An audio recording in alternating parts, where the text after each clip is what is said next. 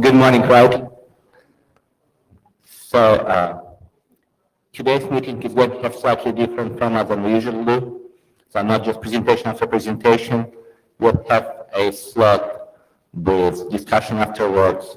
There are two different architectures being proposed, so some alignment needs to be done, number of presentations, and then we'll have SD1 slot, which is again number of presentations and discussion afterwards. I really encourage you to participate. Chairs have pretty good idea that there's work to be done, and given the proprietary way as the one done today, I feel lonely.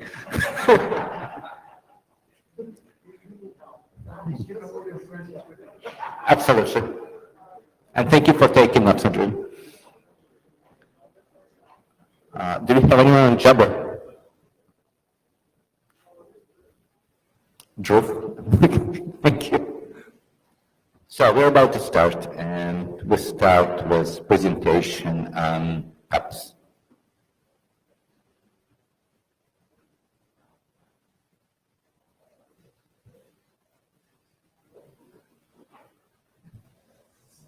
Here we go.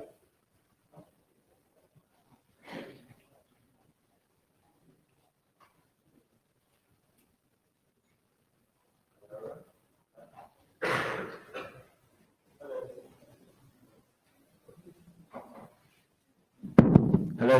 Okay. Hello everyone, this is Michael from Huawei, and today I want to introduce some progress of the cell-separate BNG.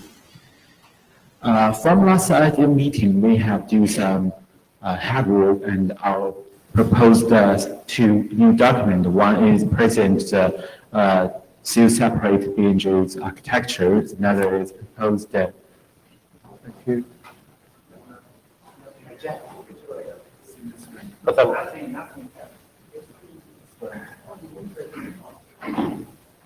Got stuck or couldn't share?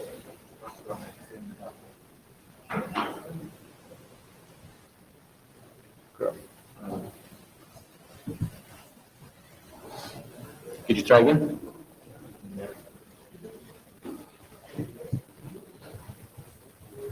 Let me know.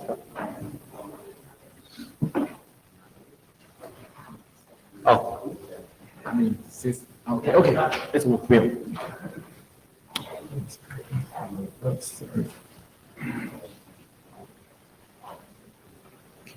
Okay, thank you. The first one is present the cell-separate BNG architectures. Another is introduce COSP's protocol. The first, so my presentation will have two blocks. First is introduce architectures. Another is introduce protocol. And first, I want to mention why we need to propose the architecture of cell-separate BNG. Because in previous IETF meeting, we have already proposed several documents to introduce an interface of the CU separate BNG, but we didn't have some document to describe the function and to introduce the relationship of the set of COSPs related document.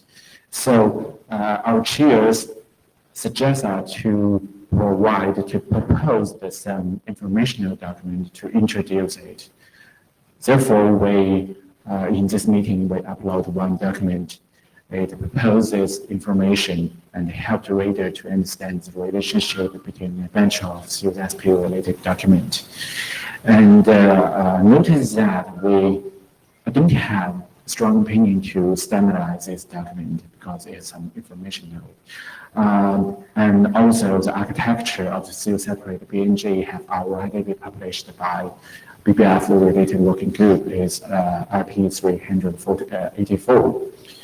Here we just introduce it and help the reader to understand it. Here this is CSP's architectural view. You can see the figure, the control plane and user plane within it. There are three interfaces. The first is a real Rtgwg interface, which can be used to translate the data packets, such as the PPOE, POE, and the related document is shown following link. Another interface is discuss about the control interface, which the user can, which the control plane can use the interface to send the several service entry. And this can also the user can use interface to report available resource and events to the control plane. There is basically to realize a function of dynamic control plane and dynamic user management. And the ready documents are shown as the following links. It's discussed about some requirements and information module, and some discuss about the separate protocol. The last massive interface is discussed about is present the management interface. The user can use this interface to configure the CP and the UP and enables being a separated BNG. And the related link shows the following. So if we use a seal-separated architecture to process and user accessing, it may have the following access.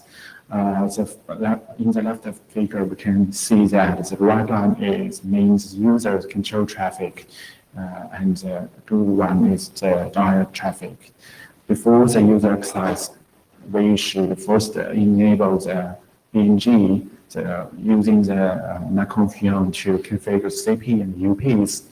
And if a user requests accessing, and the user plane can send the data packet to the control plane through the external channel. And the user plane accepts its packet to process the authentication, and you also need to read the user's QoS information, service requirement, service level, that it can generate several tables, and then send this table to the to the user plane, such as user information, user IP, and user's QoS policy. This will be carried through the CSP protocol, and to realize dynamic user management and dynamic control plane. So the user plane can forward the data packet with the rules which received from the control plane. Okay, sorry. This is basically talk about CSP's architecture. And also, last night meeting, our co-author who works for China Mobile have already introduced some implementation test of the seal-separated architecture and the CSP, and it requires it have a lot of benchmark which requires to high performance and high requirements, which requires to high performance. So that requires a transfer protocol should be lightweight and very high efficiency. And also we should say in last night meeting, the BBF are already sent a liaison to working group and request to process interface standardization group. So in this meeting, we proposed the COSP protocol, and which should be meet the operator implementation requirements and to design a lightweight protocol to support the seal-separated BNG's control channeling, which can help to achieve the interaction or interwork of different ventures devices. And here, I also noticed that there are some another architecture is discussion about FMC rules of the seal-separated BNG. So here, I'd like to discuss more. And now we just show the protocols work, what we have done. And if you have interest in the topic, we can discuss more. Okay. Here is a basic encapsulation format overview. To meet the requirements of the seal-separated BNG, they need a very simple protocol, lightweight but efficiency. There is a common header and a TLV format, and notice that the TLV format attribute is present in the information module. And if we use a COSP protocol to process a user dialogue, it may have the following steps. First, we need to set up the session. The UP and the CP can send hello message to perform to process the version declaration, and when the session is set up, the UP will report available resource to the CP, such as available port, available bandwidth, so like this. And the CP have centralized control the BNG's interface through the netconf, and UP then send access, and CP then sends access information to the UP through the CSP protocol, and when a user dialog, the user can dial through the request line, and CP will send users with CP can raise user process authentication and general rate the user's requirements, service level, and such access, and available resource, then it will generate several entry table to, and then send to the UP to realize the dynamic user management and dynamic control. And in this IETF meeting, we also do some works in Hexagon. We have verified. We want to verify the validation performance and COSP, and we have two benchmarks. One is to verify that the control plane can communicate with the user plane towards new protocol. Another is to verify that the basic function of the user as a control plane can synchronize management user resource, such as dynamic assigned IP address to UPs, IP address field to UP, and dynamic assigned IP to the access user. If you are interested in this, you can review more detail on the next, or can download the demo video through these links. So next up, we would like to discuss more on the solicit more comments, and maybe we should discuss more about the architecture, and based on the comments, so we can prepare another version to improve this. Okay. One question is about the hackathon results. Is there any codes that could be shared and results that could be published? What have you achieved? The architecture was, I think, is informational, not want to be published or standardized because BBF have already published TR384. So just provide information. And we focus on the protocol design. So what were you doing during hackathon? You were writing papers or code? Yeah. Based on it is this draft. We based on this draft to link to design some code and show it in the hackathon. Okay. So, are we taking questions and reflections at this point? Probably after second presentation. Okay, I will wait until then. So we will discuss in the discussion. Yeah. And then So we're going to have second presentation cups and then have question afterwards.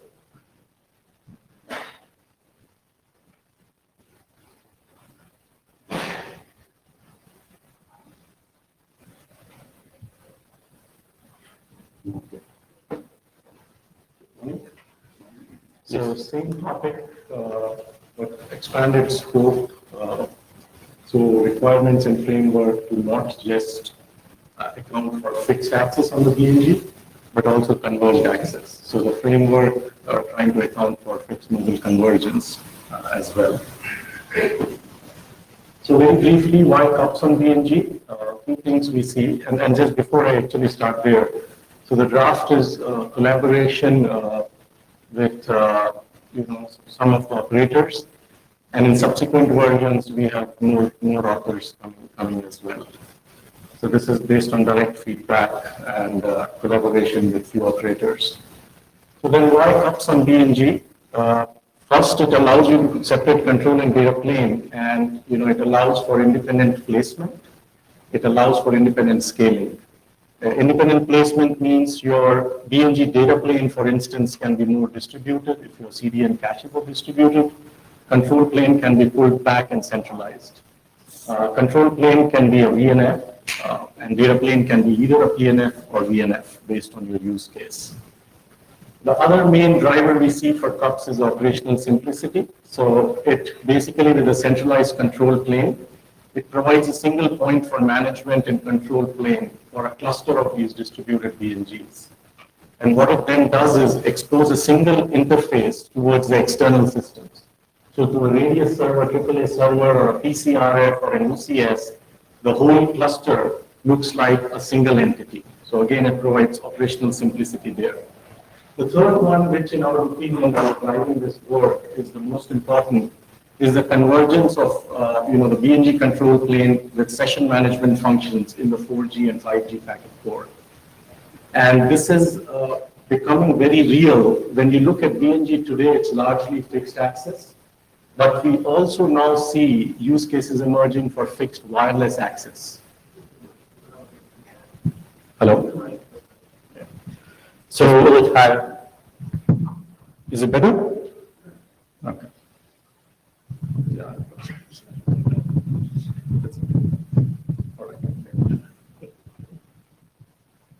Okay.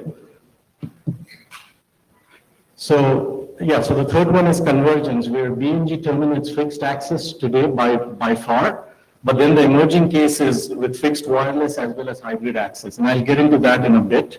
Where we see the drivers for fixed wireless, for instance. And then the second is, of course, BBF and 3GPP are working closely to define a converged architecture for 5G, where the fixed access can be integrated or interworked with the 5G core. And there is a working group in BBF that is driving this work and basically working together with 3GPP on that.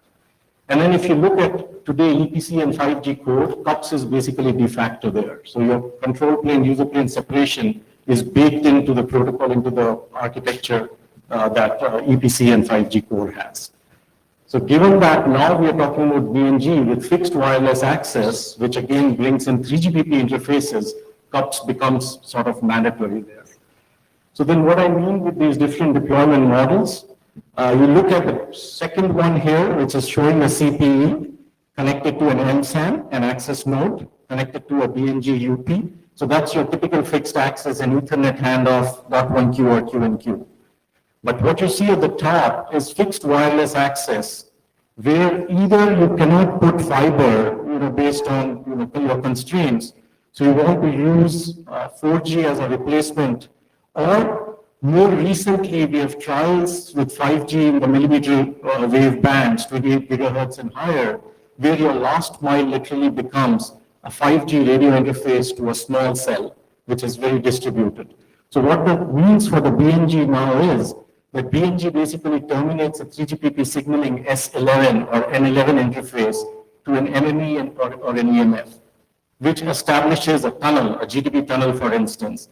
And your data plane is again a GTP tunnel, GTPU tunnel, coming from your small cell or your E node B and terminating on the BNG. So it's not only fixed Ethernet layer 2 access, but also tunnel subscriber management on BNG and a tunneled access. And the third, of course, is a combination of two, what we call as hybrid access. Again, this work has been done in BBF to a large extent. And so hybrid access is having both interfaces, either for more bandwidth, where you can't go from copper to fiber, so you want to use spectrum to get augmented or higher bandwidth, but also for resiliency purposes. If your fixed link goes down, you fall back to your, your 4G link, for instance. And in this case, the BNG terminates both the fixed and the mobile connection and treats it as an entity, as a single entity. So in our view, when we look at CUPS, we need to look at all these cases and not just, layer 2 fixed access. So then what is CUPS in terms of functional decomposition? The CUPS is here that we are proposing is purely applicable to the BNG function, where the subscriber management that you typically do, where you terminate your DHCP and PPP from your RGs or CPEs, you authenticate the user, you can talk to a PCRF to dynamically get the subscriber policy, you can do charging, you can do usage reporting. So all that subscriber management that you do, that in the control plane, that now lives in a centralized VNF. And your data plane then could be either physical hardware or could still be a VNF. And then on the data plane element, you still have a local control plane that runs routing and signaling and things like DFD for faster convergence in case you have network failures.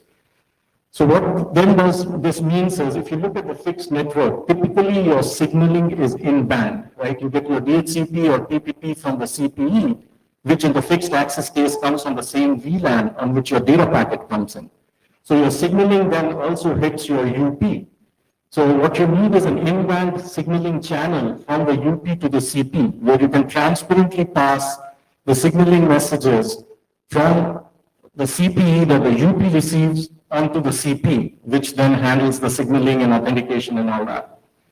And similarly, the signaling responses going from the centralized CP or control plane towards the CP again goes over this in-band control channel or signaling channel. The second thing you need here is a state control interface. What that means is, once the control plane has authenticated the subscriber, used DHCP, PPP, assigned an address, it then turns around and programs the forwarding state and the traffic management state, SLA management, your cost state, and your usage tracking, for instance, and usage reporting down to the UP. So you need a flexible interface for that, and this will become clear as I go along the presentation, what we see as requirements there. Then the third interface is the management interface, where an operator wants a single point for configuration and control, where they can configure the CP, but also each of the UPs. So all the config and the state information via the management interface. So those are basically, if you net it out, those are your three interfaces between the CP and UP. And again, to the rest of the system on the right, which is your AAA servers or PCRF, this all looks like a single IP, single client, single entity. So very quickly, I won't dwell too much. This is all covered in the draft, but I just wanted to give you a flavor for what the end-to-end call flow looks like. So if you look at the left side, your CPE, I'm just taking DHCP as an example, could have been PPPoE as well. You get your DHCP discover, comes to the UP because signaling is in band. The UP transparently forwards it to the CP. CP then authenticates the user with a AAA server. Once it gets the offer back, it assigns an address. Once all the DORA here or the DHCP transaction happens and the address has been assigned, the CP then uses the state control interface that I mentioned and basically creates the forwarding state for that IP session on the UP. So that is where I'm showing like an abstract calls here. I'm not defining a protocol yet. So this is a session creation request which passes in the IP address, attributes for the subscriber, its MAC address, for instance. You may have framed routes. So all those, as well as all the traffic management parameters, your cost profile, your shaping rates, your H-cost hierarchy, that, and also then, usage reporting, if you want time and volume, either threshold based or periodic, so those things as well. And again, this is a request response because you want the other side to acknowledge, even though the transport may be reliable or could be made reliable, but you want application level reliability as well. So that is sort of a representative call flow here. I think I'll skip rest of this, call flows in interest of time, but as an operator wants to change some attribute for the subscriber via COA coming from a AAA server, that results in a session modification request, or you may release the session and that results into session deletion. So these are all session level interactions. You also need a node level interaction where the two entities discover each other and establish a pairing. And once the pairing is being established, they can exchange capabilities with software releases are they running, what is the load and overload information, resource information, etc. And then you need a periodic heartbeat between the two entities for liveness detection. And then lastly, there is also asynchronous notifications from the UP to the CP. So for instance, if you want to entry in accounting for the subscriber to an external Radius server, you want UP to basically periodically give you the stats that you report or the users that you report. And this could also be credit control more real time. For instance, if you have a GY or a diameter-based credit control on the CP, then the usage based on threshold can also be reported. So very quickly on the protocol itself, the type of information that needs to be passed is what we believe this needs to be very flexible. So here we have proposed is that the CP, when it's creating a session, passes a set of rules or packet detection rules, if you will, which identify the subscriber and possibly the flows of the subscriber, and then specifies an action both for the upstream forwarding access to network and downstream forwarding network to access. So it's very programmable forwarding rules that CP provides to the UP to create forwarding from the CP to the network upstream and downstream. And then also routing information, since routing still lives on the local control plane of the UP. So things like an aggregated prefix out of which you're allocating addresses for the subscribers to announce in routing. Also in DHCP, you hand out a gateway IP address to the end user. And so it needs to tell that to the UP as well, since UP needs to respond to ARPs and pings for the gateway IP. So essentially routing and IP related information, and then finally cross and usage related information as well. So very quickly, before I conclude with next steps, what we did is we took a hard look at what the protocol should have in terms of requirements. So I just outlined here, I just go over the key ones. The first major one that we see is it should allow for fixed wireless and hybrid access on the BNG. The protocol shouldn't limit. So it is an operator choice whether they want convergence or not. But if the framework and the protocol that you define should allow for it. The second is it must support tunneled and non-tunneled layer 2 and layer 3 access. I mean, again, you have different deployment models. So it needs to cater for both tunneled and non-tunneled layer 2 and layer 3 access. Ideally, the underlying transport should not have head of line blocking. Because again, we are talking about a cluster of UPs, potentially more than 1 million subscribers served by a single cut BNG cluster. So you don't want any kind of head of line blocking affecting the performance as you create the state from CP on the UP. We do need application level reliability. So your transport can be made reliable based on retransmissions and sequence numbers, but that just tells you that the protocol message got there.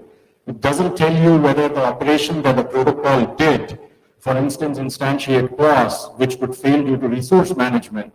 So you actually need a proper request response at a protocol level as well. Whatever protocol we use goes without saying, it needs to be extensible. So the messages that you support, they should support carrying information elements as TLVs. And these TLVs should be extensible, meaning you can extend a TLV with new information, or you can define new TLVs. And we need to allow vendor-specific extensions as well, as past experience tells us. One key requirement here is that the protocol should limit the chattiness, because again, if you're talking about million plus subscribers in a single BNG cluster, you want to reduce the round trips in order to create the subscriber state from CP to the UP. So that, I think, is a key. When we define the protocol, we need to make sure that it limits the chattiness. The inbound signaling that I talked about before, that channel between the CP and UP should be dynamically set up. So it's not just a tunnel encapsulation or a soft tunnel, but we should, the two entities should be able to control the attributes of that signaling channel. And what I mean there is, for instance, the CP, and I'll get into that a little bit more detail, but CP, for instance, should be exactly indicate to the UP which control messages it wants to receive, or if there's a DOS attack, which messages it should drop or prioritize. But just continuing on the state control interface, so again, the state management must support forwarding state, cross management, and usage tracking, which is both periodic or threshold based. And then, like I said, asynchronous notifications from the UP to the CP for usage. One important thing here is, again, since this system needs to be highly scalable, control plane will typically run in a VNF which can scale out. But what we need to account for also is overload condition on the UPs should be handled gracefully. For instance, we should be able to throttle the messages coming from the CP to the UP on the CP. So some kind of a graceful overload management needs to be there. And finally, liveness detection between CP and UP, so you can enable redundancy there, detect if your peer is down. And lastly, it's a should, but we need to try and optimize the information that is passed between CP and UP where possible. 3 minutes. Yeah, almost there. Okay, let's move on. Inbound signaling channel requirements, again, you can take a look at it, but key is that this needs to be dynamic, where you can control from CP which messages it wants to receive. It can have relative prioritization between the messages, it can drop messages. But the most important one here is it must support transporting both an Ethernet and IP payloads. So Ethernet is normal layer 2 fixed access, but when we look at fixed wireless, when we look at that, your DHCP itself is coming in on a GTP tunnel. So GTP by default carries an IP payload. So you need your signaling channel to transport both Ethernet and IP payloads. And so my last slide then, and I think this is the key and very germane discussion to have, is the protocol selection input.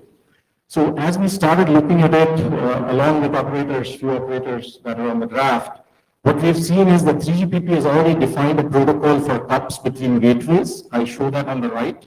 They call it CUPS protocols. It's defined in TS 29.244. It's between packet gateways, S gateways, and TDFs. So, and this protocol machinery, as you look at it, is really custom built for very large scale state management between CP and UP. All the containers that are used for forwarding state for cross, usage reporting, and forwarding state is very easily and seamlessly applicable to BNG as well. What we need is a few extensions for new information elements or extending existing information elements, mainly because mobile today is layer 3 tunneled, whereas here we also want to, on a BNG, handle layer 2 access. So we have already identified some of the extensions needed, but that will be part of the protocol, depending on how we go. And the protocol itself is called Packet Forwarding Control Protocol. I show the encapsulation on the right-hand side. It is very extensible in terms of TLVs. It has a 32-bit TLV number space, which they have already partitioned as 16 bits 3GPP defined, 16 bits vendor defined. Vendor could be IETF or IANA if we choose to use this for BNG. So finally, what do we want out of this is, at least the proposal here is extend PFCP as defined today for BNG cups. What that allows us is convergence. So it allows you to handle fixed access, fixed wireless access, and hybrid access on the BNG upfront, day one. In future, it can also allow for fixed broadband integration with 5G core, as is being defined in Broadband Forum SD 407. It also, very important, provides us a possibility of a unified control plane. So you can have a single control plane across, fixed UPs versus mobile UPs. So you can have your EPC data plane on a VNF, you can have your BNG data plane on a physical hardware, and you can have, this allows, if you extend PFCP, allows us unified control plane to control both elements. And finally, it provides, if we use PFCP as defined in 3GPP, it is already a scalable and a hardened and a deployed baseline, right? So we don't need to reinvent the wheel here again. So, our suggestion is that if we can, undertake protocol extensions to PFCP for CUPS, BNG, and IETF in the work group. Thank you. Please stay where you are. Previous presenter, please come up. We'll spend about 10, 12 minutes on questions and then try to define next steps. I know the authors have already met and talked, so there's some progress and requirements in both solutions look pretty similar. So yes, Jamal Hadi Salim. So what are you looking for? You said 3G, your last slide.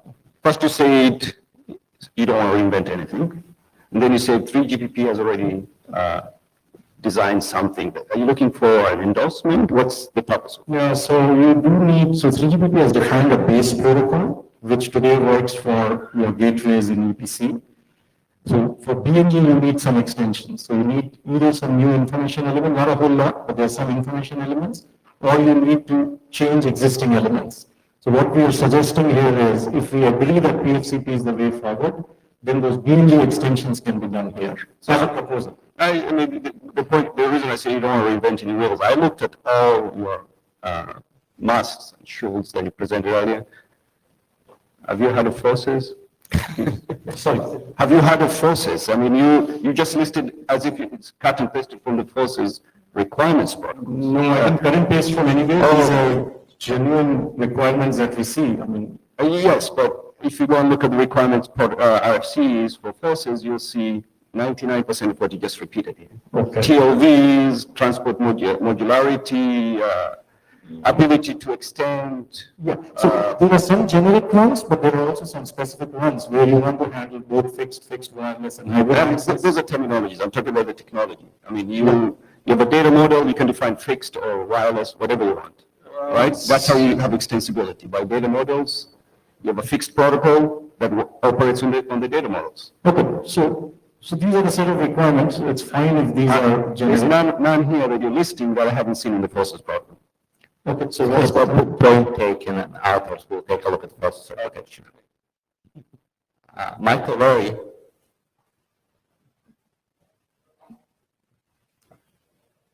There's no one to answer your questions, I think. Okay. Michael, first presenter,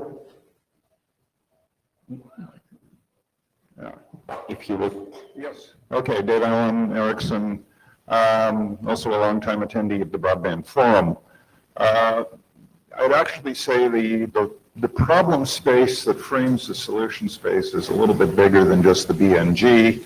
We have been looking at fixed mobile convergence, which is mapping wireline access onto the 5G core. Net result of that is one of the operator aspirations or requirements is that the existing legacy kit that today talks to BNGs can be interworked with the 5G core, which implies in a CUPS interface, there would be a staggering amount of opportunity either for engineering reuse or an absurd degree of engineering duplication across the solutions. So what I would suggest is folks at least take a look at what's publicly available related to the FMC work and think about that in this context, because that will tend to frame the solution space and will proceed to save the industry an awful lot of pain. So thank you. Great, yeah, great point, yeah. Wolfgang Beck, Deutsche Telekom.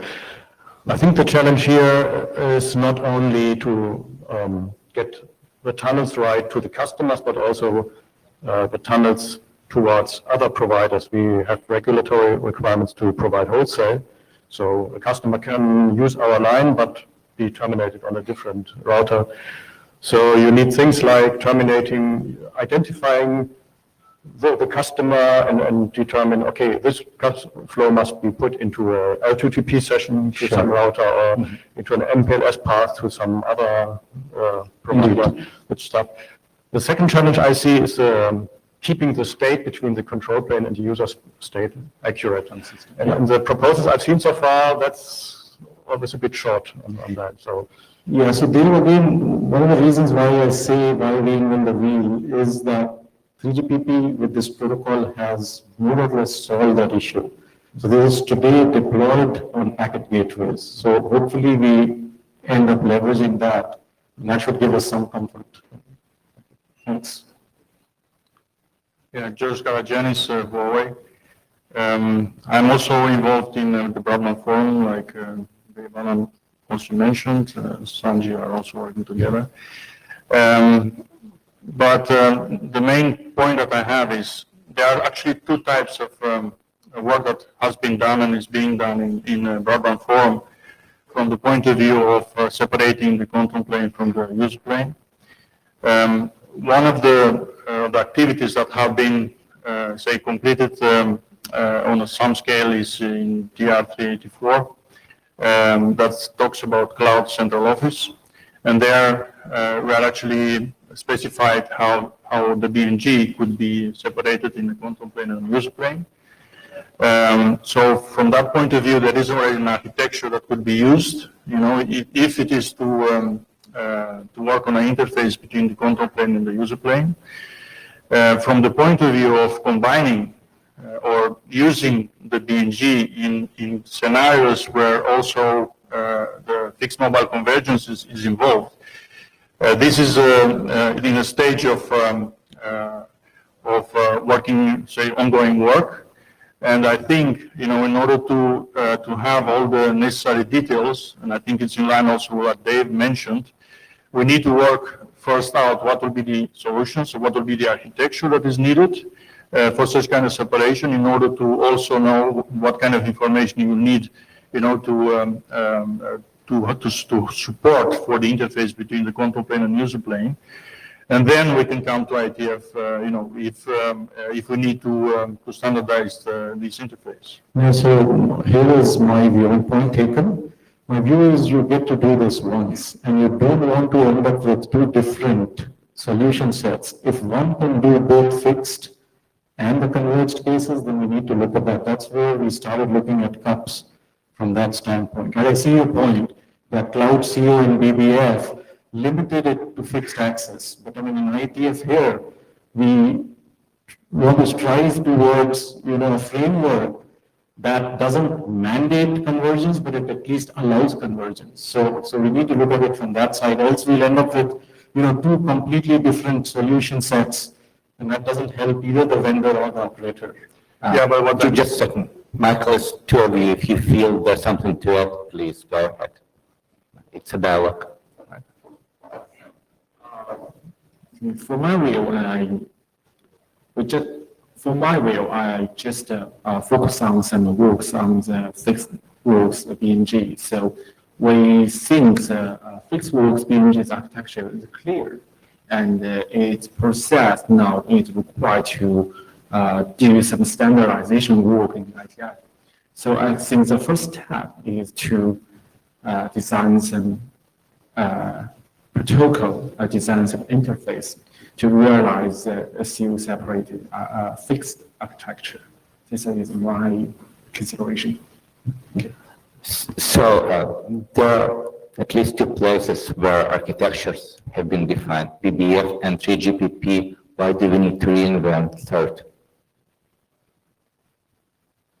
Not really have full knowledge about the 3GPP's work or mobile works, but I think it should be considered or more discussed about if this two architecture can converge or do.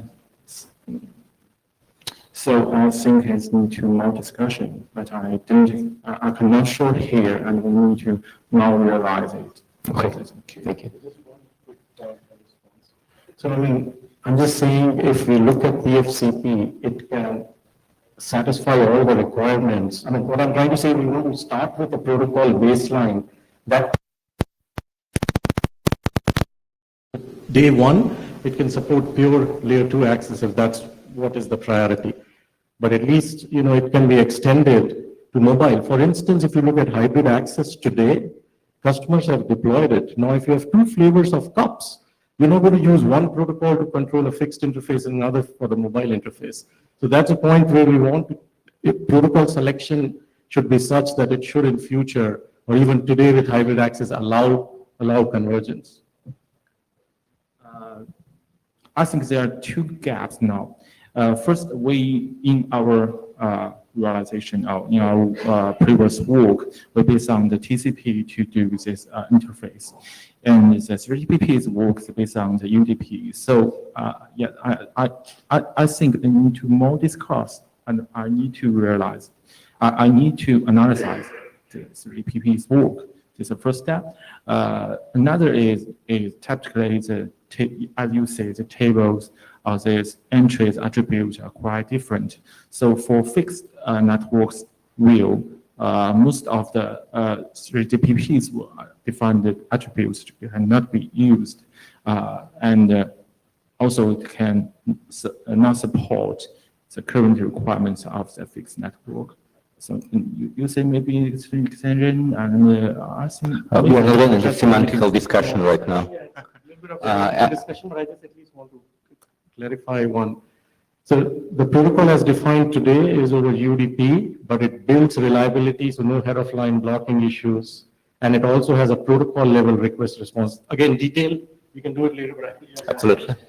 Yeah, what I wanted to also emphasize is that if we want to work on the scenario where fixed access is actually in place, then we can already use an architecture that has been already defined in TR 384.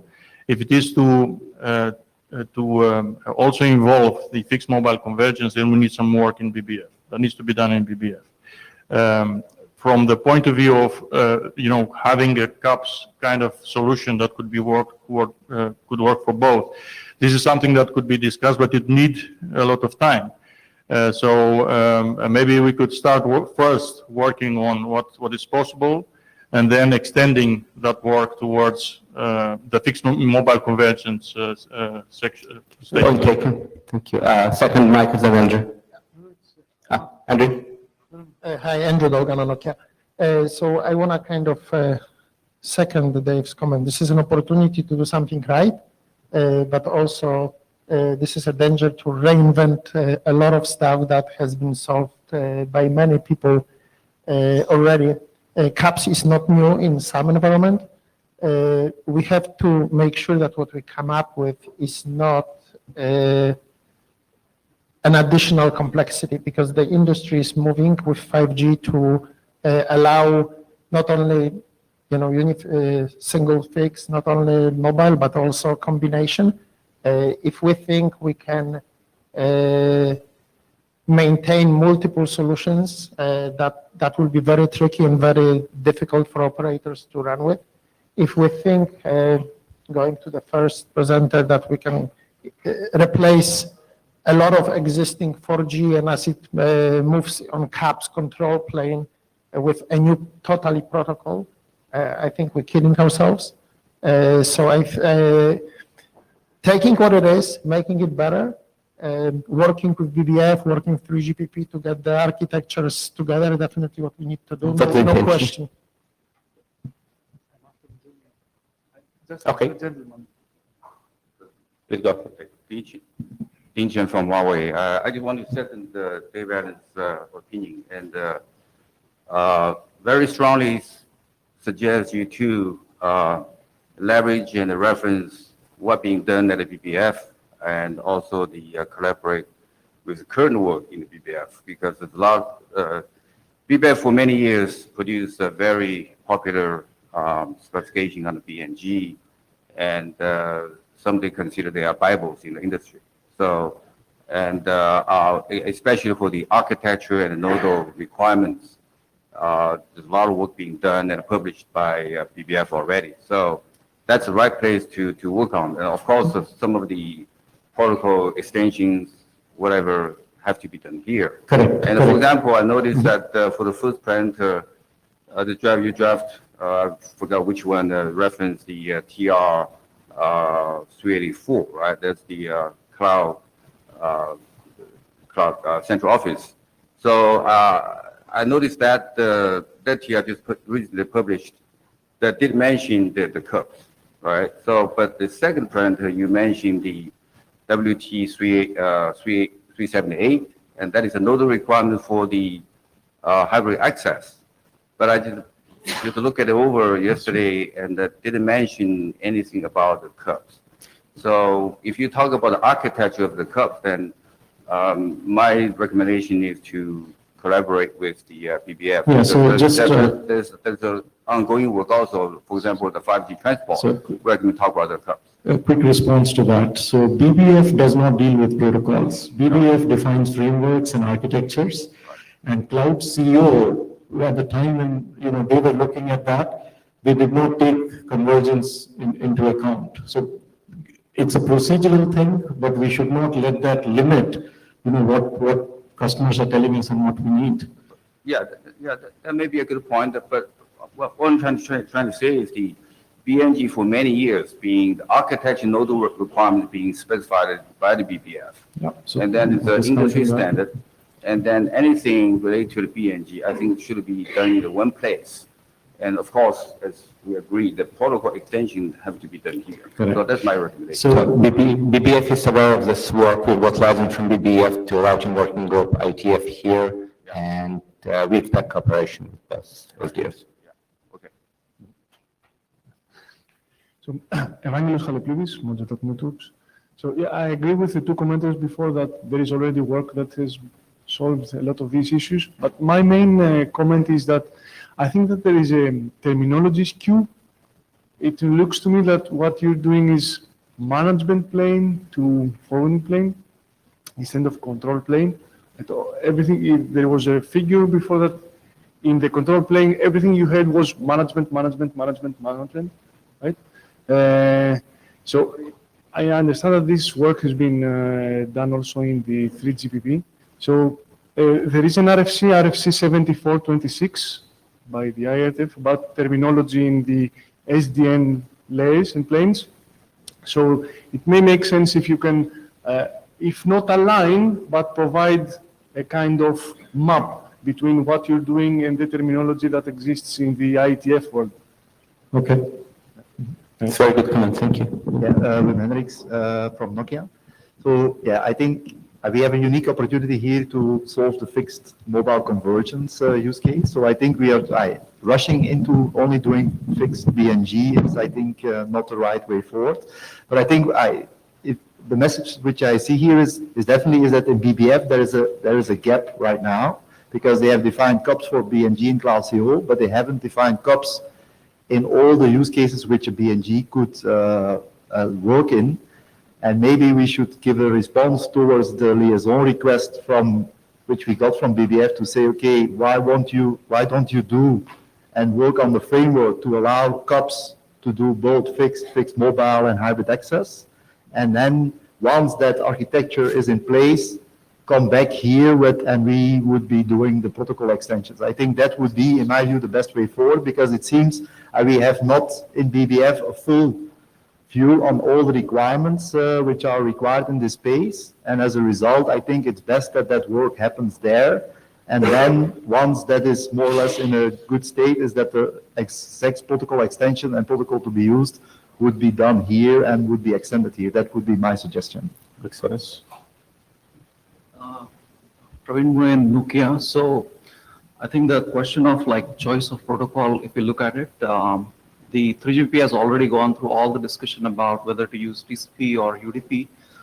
If you look at the user plane requirements in general of BNG and mobile, you will see that they're actually one and the same. And if you look at the constructs, like what Sanjay had a slide about, where you were identifying a session in terms of policy enforcement, in terms of collecting the statistics, all that work is already done. Now, there was also one question about forces, why we should not use the forces. But if you look at the actual PFCP protocol, it has got all the integration in terms of what you need on the GUI interface, in terms of your offline interfaces. And so there is no need to really repeat all that work or discussion out here. So what we can do is we can use that, the work, and leverage, use that as a... Jamal, we're out of time, sorry. Take it to the list, please. So, we are done with questions. So as next steps, I see definitely need for an interim, so to align all the stakeholders and discuss as well alignment, because requirements, again, look pretty much the same, it's just how you're trying to do is quite different. Talking to BBF is another step we're going to take, and hopefully Dave and George and other people involved could help with that. And I would really like our authors to propose to talk to each other and see how we can find points that are common across to and start working towards common solution. Thank you so much.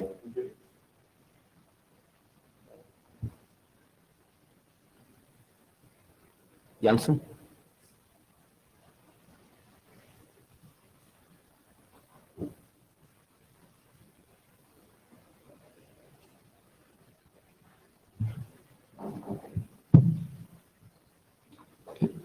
It's not my size. Oh, that's not here. Thank you. Thank you, Jeff. Good morning, everyone. My name is Shen Yan from Huawei, and this is a new draft here. And in this document, we try to analyze some constraints of SRA 6 in some scenarios, and then try to make some extensions, improvements based on that. If possible and necessary, we try to provide a new encapsulation scheme for the current protocols. So the first constraint is segment consumptions. We know that the SID of SRA 6 is locator and function coupled design. So once the packet needs to pass through a router, there will be an IPv6 item in the header. So here is a simple example here. The PE1 sends a flow to PE2 by the path from P1, P2, 3, 4, 5, and each router on this path is required to execute the function of the limit.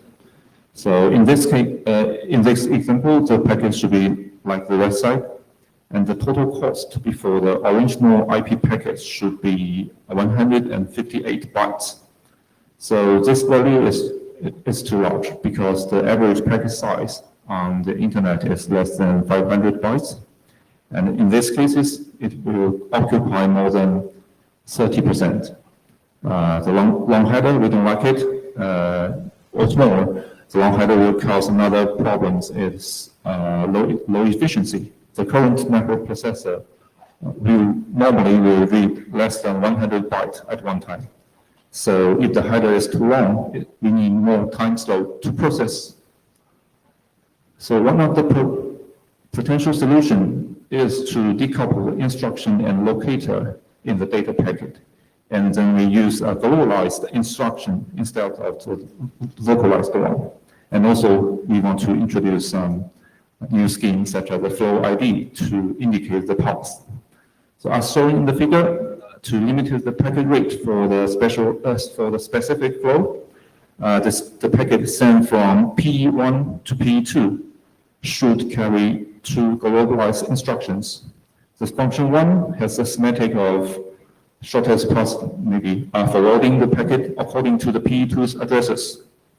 And the function 2 has the semantic of limit the packet rate based on the flow ID and the given max PPS. So here we can compress or use the shorter instruction code or shorter file to express the function, the flow ID, and the PPS. And we try to reduce the header length less than 50 bytes here, which is much shorter than the current design. And the second constraint is the multicast. So in the current ISA-V6 design, if we want to implement multicast, the packet must be replicated as the ingress PE because the locator is contained in the ISID, and then the egress PE use different ISID for the same VPNs. So here we have an example, the CE12345 construct a blue VPN, and CE1 sent a broadcast frame to all the other CEs. Because of the localized semantic, the different routers use different ISID for the same instruction metadata, and therefore the multicast packet must be replicated as the P1 instead of any P routers in the network. So we can see there's 4 different packets in P1. Actually, it is unicast, but not multicast. So if we can decouple the locator and function, meanwhile, all the P routers perform same operations according to the uniform instruction suite, all the multicast packet will be same in the egress, so that the packet could be replicated at any P routers in the network. Such as we show in the figure, after receiving a broadcast Ethernet frame from CE1, the ingress node PE1 only need to encapsulate the frame into a single one packet, and the packet should carry 2 globalized instructions. The first one, function 1, has a semantic of maybe forward and replicates the packet according to the multicast address of group P2 to P5. And the second function 2 has a semantic of if there's no next hop, strip the header and look up the VRF of the VPN and then forward. So in this case, each transit node in the network forwards and replicate the packets based on the multicast addresses. And the egress nodes perform the corresponding VPN actions. So we can see it here, the P1 can only use one same packet to multicast. So here we have a short summary of our main sort, 2 main points. The first one is we want to decouple and reuse all the data contained in the header. And then we want to use globalized instructions in the header. So we try to compress the left longer ISIV6 header into the right one, the shorter one. So in this talk, we only provide 2 cases analysis, and in the next version, there will be more. One of the upcoming is the application and security. So, because of the coupling, when the users or the applications want to program the routers, they must know all the locators or topology information of the ISP's network. This will potentially introduce some security risk. We don't like it, so I hope our proposal can deal with these problems. And the next step, we will continue to involve the draft, and we plan to have a demo in 103 or 104, and any discussion and feedback are welcome. Thank you. Any questions? Thanks. And probably should also try to present it in spring next time because you are proposing. Sorry, go ahead. Martin Vigo, Routing AD. I strongly suggest you discuss that in spring and possibly in 6 months as well. Okay, thank you.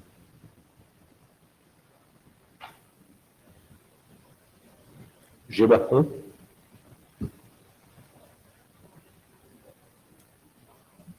Next presenter, please. Thank you.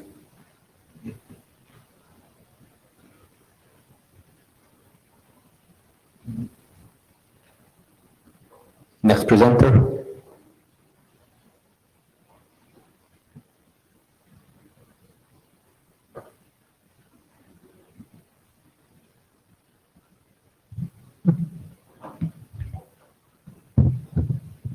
Good morning, everyone. I'm Zibo Hu from Huawei.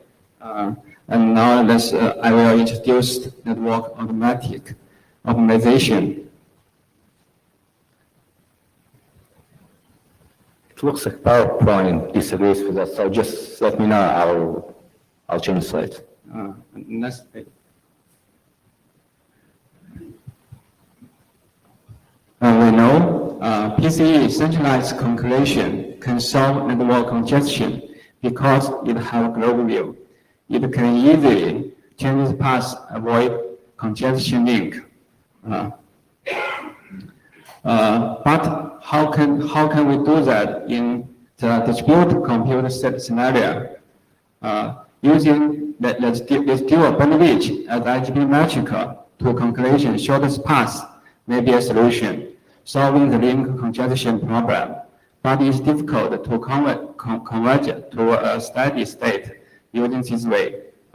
This document tries to automatically optimize the path in the distributed computer scenario to solve the link congestion problem.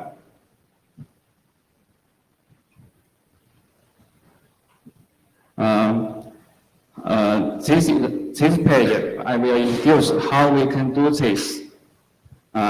When the device detects the link is congestion, it can select one or several flows to change the path of the flow using log policy. The device automatically generates ACL rules to distinguish in the flow which is select from other. The ACL rules can be defined by IP5 tuple, DHCP, IP address, source address, and add up destination IP address, and so on. The more detailed information about the ACL rules, I will add up in the later version. IGP advances a new sub-TLV enable TLV to carry the adjust metric and ACL rule. This sub-TLV we will add some information about adjust metric. The adjust metric is used to increase the link metric to move the flow away from the link. The ACL rules is to use to define the flows. Yeah. The other nodes in the network receive the sub-TLV, use the adjust metric value of the link to calculate the IGP short path. The device downloads the ACL policy to the following table. The next hop using the result calculation according to the adjust metric.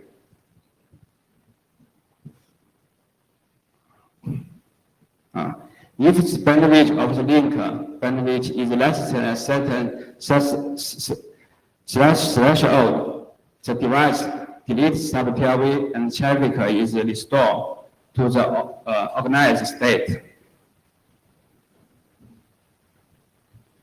We will add a new sub-TLV for neighbor TLV. This sub-TLV will define adjust metric and ACL rules sub-TLV. Benefits. This way can be used to solve the network congestion problem without controller or traffic engine. It is suitable for IP forwarding, SR, and other distributed communication path scenarios. Welcome comments on my list. Any comments?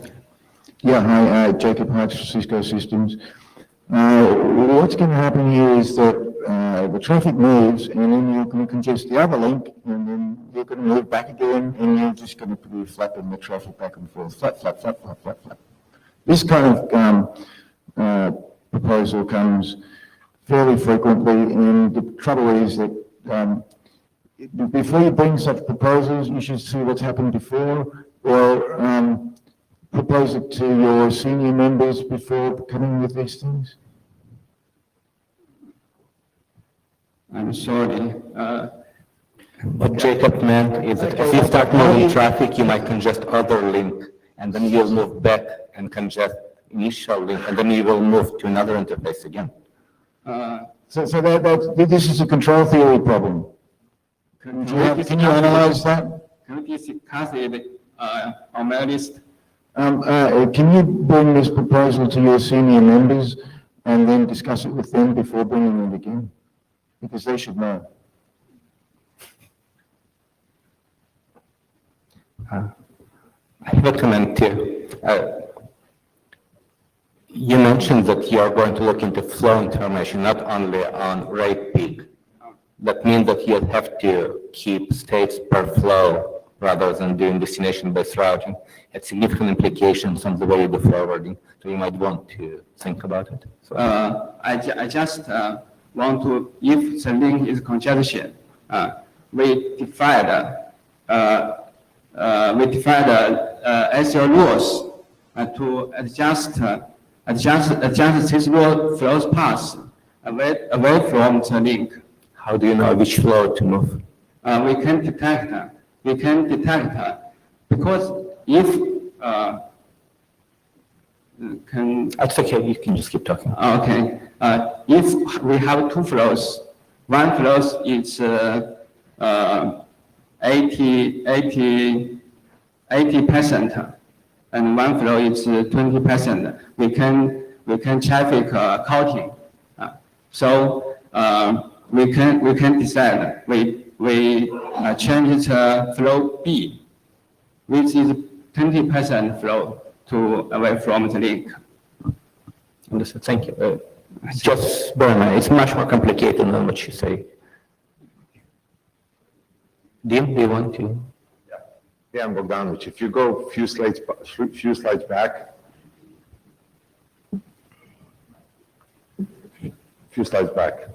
Any of those topology flows that you have there. One more. For example, this one.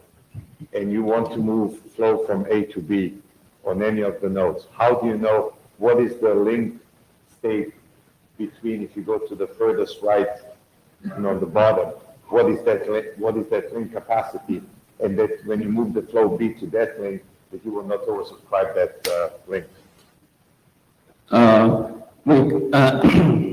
We can accounting the traffic studies.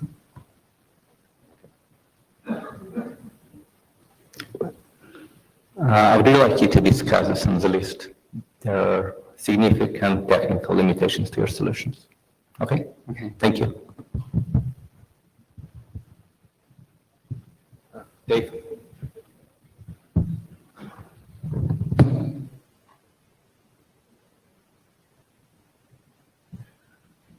Okay, good morning. Dave Allen, not wearing the broadband forum hat. In other words, in the Monty Python terms, and now for something completely different. What I want to talk about today is a draft framework for computed multicast applied to SR MPLS, co-authored with Jeff and Ian Duncan. Next slide, please. Okay. It should be working for you. Yes, I have the power. Okay, so what the draft is about is using computation for the routing of MPLS segments, or for multicast segments in an MPLS-based SR network, and how tunneling using node SIDs can be used as part of multicast tree construction. And we can consider this both from a distributed or a centralized control model. For those of you familiar with 802.1aq shortest path bridging, it would be the exemplar of how aspects of a distributed model could work. What the draft does, it describes the terminology, the overall approach, how to construct either loose or explicitly routed multicast trees, provides an algorithm for the tree construction, for the computation aspects, and goes into some of the FIB installation procedures. The key motivation here is to reduce state. Multicast state can rapidly dwarf unicast state if you have lots of multicast trees. And to give you a sense of this, it's right now with flat multicast, it is in proportion to network diameter. Now, if we can eliminate all of the transit nodes from having to install state, then the problem typically will simplify down to 2 times the number of leaves per tree as the absolute worst case is the amount of state that needs to be installed in the overall network. And I've got an example of this a little later in the presentation. The second motivation is to try and leverage the MPLS data plane and segment routing as much as possible. So we're looking to use the SR MPLS data plane in ways that, for example, PIM or MLDP-like approaches could not, and to offer a multicast solution in scenarios where beer was not technically or economically feasible.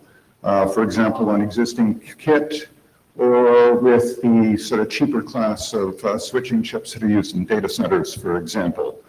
So if there was sort of a continuum of solutions for multicast where beer is completely stateless, and for example, we considered PIM or MLDP as stateful as possible, this would fit somewhere in between there. It's significantly less state involved in the data plane than there is for PIM or MLDP, but it doesn't achieve the sort of the stateless nirvana that beer does. So the draft describes the architecture where the multicast trees are constructed as the combination of roots, leaves, and replication points interconnected with tunnels. And the routing of the tree is determined based on information in the IGP. We do all the multicast registrations in the IGP, and therefore that, when combined with the topology information, provides a node with sufficient information to determine its role in a tree. Now, this gives you a whole bunch of benefits. You have a minimum of messaging to converge the network, because a topology change is the only additional piece of information that any node needs to determine its role in a multicast tree. As I mentioned, we have substantially reduced data plane state. That also means things tend to speed up because there's less stuff that needs to be pushed into the fib on a topology change. It reduces the bandwidth requirements versus straight IGP-derived trees. I will get into the reason for that in a moment. And finally, unicast convergence will provide recovery for most failures if you consider a reasonable portion of the trees are going to be sparse state, because the actual change will not affect which nodes have to have state in them for the multicast component. So I've got an example tree here to give you an idea of what's going on. I've got a root, I've got 4 leaves, and the computed solution determined that there was 2 additional replication points required to serve that. And not all the replication points or the leaves were immediately adjacent, so the algorithm permitted us to interconnect those using the node SIDs. So the net result of this is that in the network, only 2 additional nodes out of a potential 5 needed to install state to fully service the tree. So for example, node 16, 0 and 9 and 14 did not need to do anything as part of the actual process of serving the tree. So that right there was about a 60% reduction in the amount of state in the core amongst the nodes that themselves had no particular interest in the multicast tree. Now, this means there's some required tree attributes, or shall we say desirable attributes. If we're going to use tunnels, what we want is a minimum cost or near minimum cost multicast tree in order to be ECMP friendly. And the goal here is to avoid any sort of requirement for logical multicast in any link. If you think of something like head-end replication, where I may have like 3 interfaces off my node and 50 leaves, I'm sending 50 copies on the 3 interfaces. What I'm trying to get to, or what we're trying to get to in this draft, is the idea that worst case, I'd only ever send 1 copy on any interface. There is an ECMP-friendly tree construction algorithm in the draft, and serendipitously, it also is a source of bandwidth, the bandwidth improvements that I mentioned, because what it tends to do is enforce choices that push the replication points closer to the leaves. And what that does is that reduces the overall amount of bandwidth required for any given tree. Now, we can also have the notion of loose and explicitly routed trees. A loose tree is composed of a single multicast segment with a SID associated with it, where only the root and the leaves have been specified, and the actual routing of it is determined directly from the topology. An explicitly routed tree is composed of a concatenation of loose segments, where the roots The interconnect points or waypoints and the leaves have all been specified. The routing of the individual segments is still computed, and with this mechanism, we can specify the pinned aspects of the routing of a multicast distribution tree to like any arbitrary level of granularity. Now, if you got a sense of deja vu, and I see lots of faces here that were there, this was last presented in IETF 97. At the time, it looked like the consumable multicast solutions, or the comestible, was going to sort of take over the world. It's now a significant amount of time later, and that hasn't really happened, and it doesn't look like it's going to happen for the lower-end devices. So it turns out one of the things I did not realize back then was there actually was a community of interest that was interested in this solution, and hence I had lots of motivation to bring it back. The current draft updates the terminology to align with the current state of SR-MPLS. It has some editorial improvements for readability. It's added some motivations. There are some improvements in the algorithm description. Going through and double checking it, when we went to bring the draft back, we found there were some things that could be expressed better and with greater clarity. And it also offers some thoughts on SR controller operation. Now, I'm looking to collect feedback for the draft, which is one of the reasons I'm presenting it here. We do have some updates to the draft planned, some improvements to the FIB installation procedures. Some concerns have been expressed to me that this doesn't quite fit with the current state of MPLS friendliness, and I want to double check that. I don't think that's actually an issue. We will bring forward future drafts with the required IGP extensions and for interworking with existing mechanisms, and we're going to be pursuing standards track. Given that the segment routing group currently does not have multicast in its charter, the current understanding amongst the leadership is that we will be taking this forward in PIM, and we are seeking PIM working group adoption. So I don't know if I've got any time for questions or comments. Yes, you do. Any questions?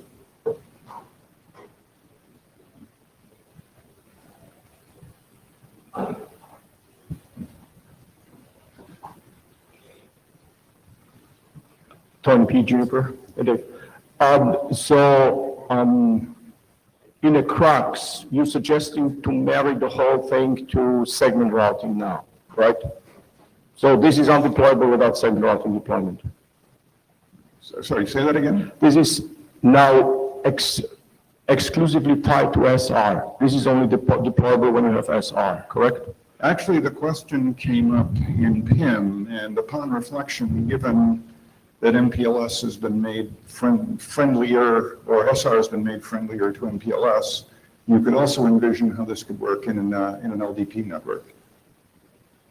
So the key thing it takes advantage of is the a priori mesh of tunnels between the various nodes. So there is a possibility to do an MPLS version as well. SRv6 is a bit more questionable because it's doing pushes and pops at transit nodes. Yeah, okay. The rest is like, who has really the charter to muck with all these technologies in one pile? But that's beside the point. Thanks. Yeah, okay. Laura? So, Laura Anderson, I must apologize. I didn't follow too closely. I just listened and didn't take any notes. But you're kind of relying on MPLS or the MPLS friendliness, creating the MPLS friendliness. Would you consider actually writing mail and send to the MPLS working group and actually introduce this so we can get the feedback from the MPLS working group? I would be very happy to, and I probably should have planned in advance for that, so thank you for keeping me honest. I'm Jin from Huawei. I do think this is a very strong algorithm, but it is not very good to combine to considering the data plane. So my comment is like this: you divide this draft into two parts. One is the algorithm, and the left into some separate drafts, such as the FC 7811 and 7812, like this. Okay, so you believe this document should be partitioned into a number of items? Thank you. Thank you. Okay. Dave, so Tony Keegan, only one question. Now I know I'm confused. So are there elements of PIM signaling now in this proposal? No. It will interwork with PIM quite nicely, but it does not use PIM. The right PIM working group, okay. It's simply because PIM is all multicast, not just the protocol itself. So probably you missed PIM. It's not dealing with PIM only, it's dealing with all the multicast. Just this. Thanks, Dave. Okay.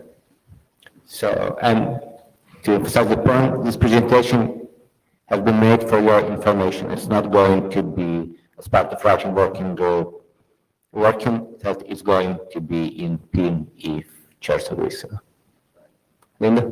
And if anyone has any questions or reflections, feel free to contact me or post on the PIM list or wherever. Thank you.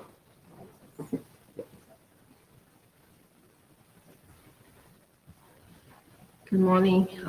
This is Linda Dunbar from Huawei, and today I'm going to talk a little bit about SD-WAN. And SD-WAN has been in the market for last 5 Linda, 6 years. if I may interrupt you for a second, sorry. What is it? I'll interrupt you for 20 seconds. So we are about to start SD-WAN part of this meeting.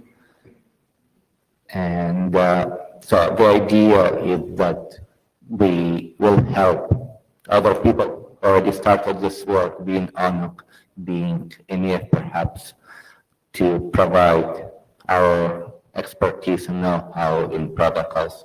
So, you know, there's no interoperability today in SD-WAN solution at any level.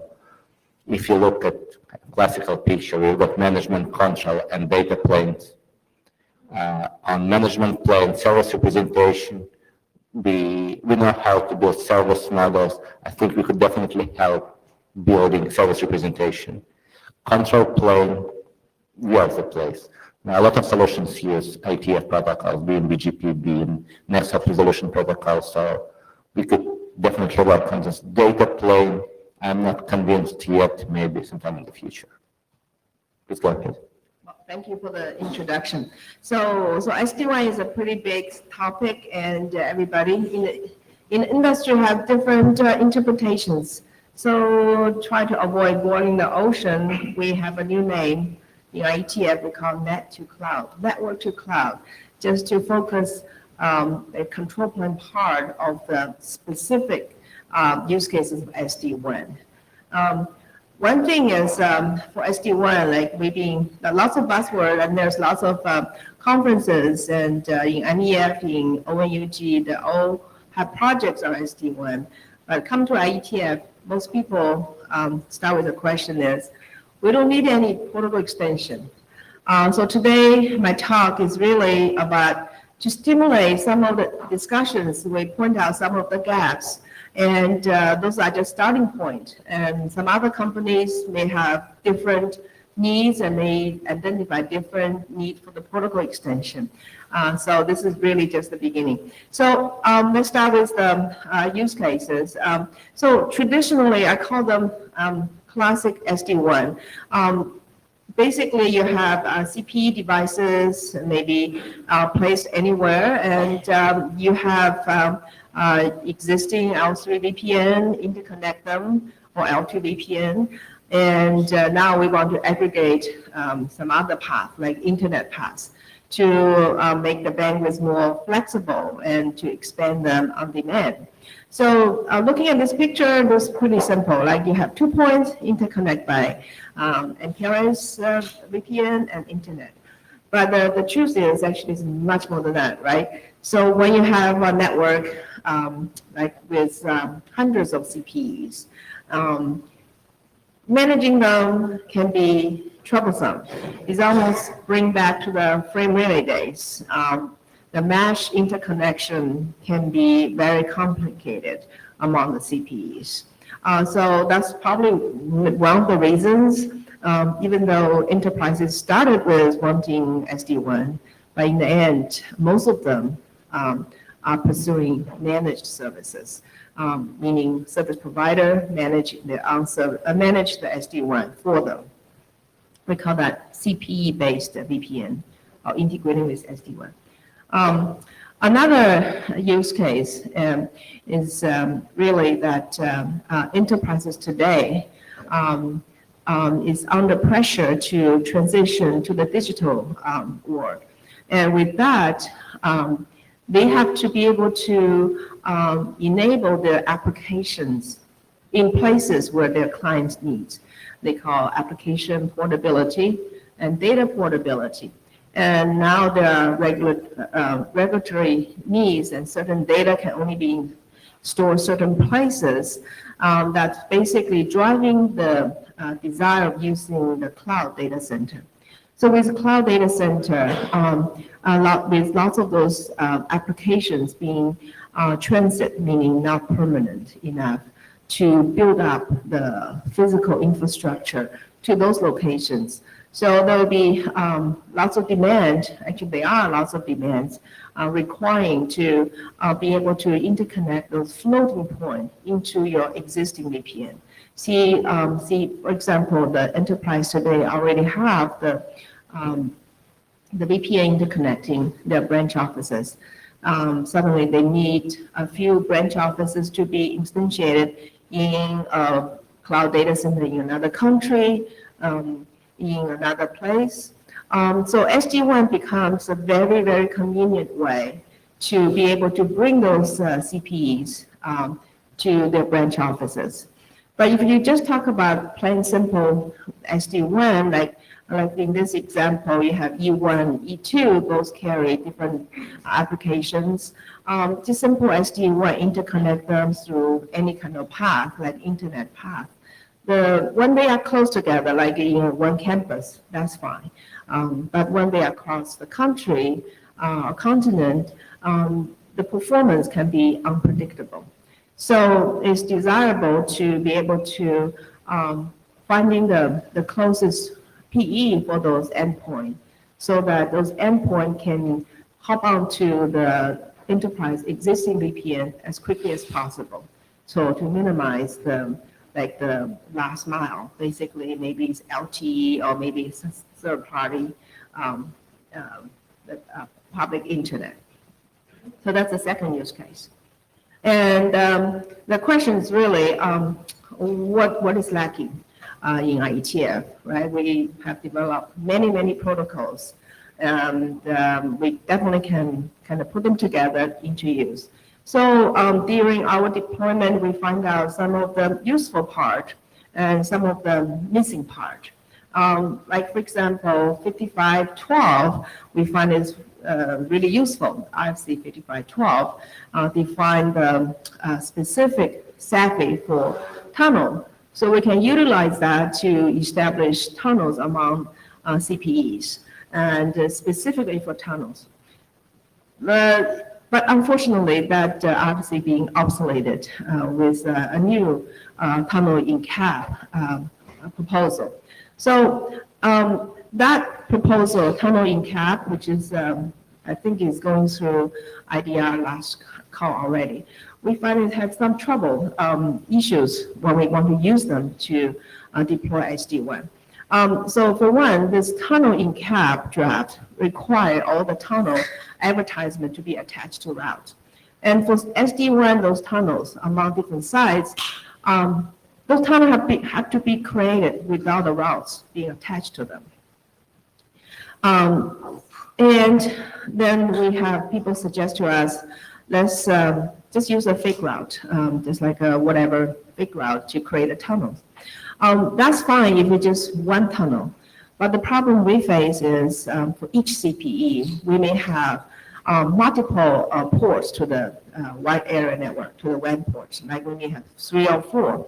And if we have 300 nodes or 500 nodes, and pretty soon you'll find out there will be many tunnels needed. And just to managing those fake addresses can be troublesome. Is require lots of work during deployment. And especially in SD-WAN, it is expected zero-touch provisioning. You put a box in there, it get up by itself without any touching of the device. So managing those so many fake addresses can be a problem for us for just general SD-WAN deployment. So let's assume this 5512 SAFE are still there. That's what we want.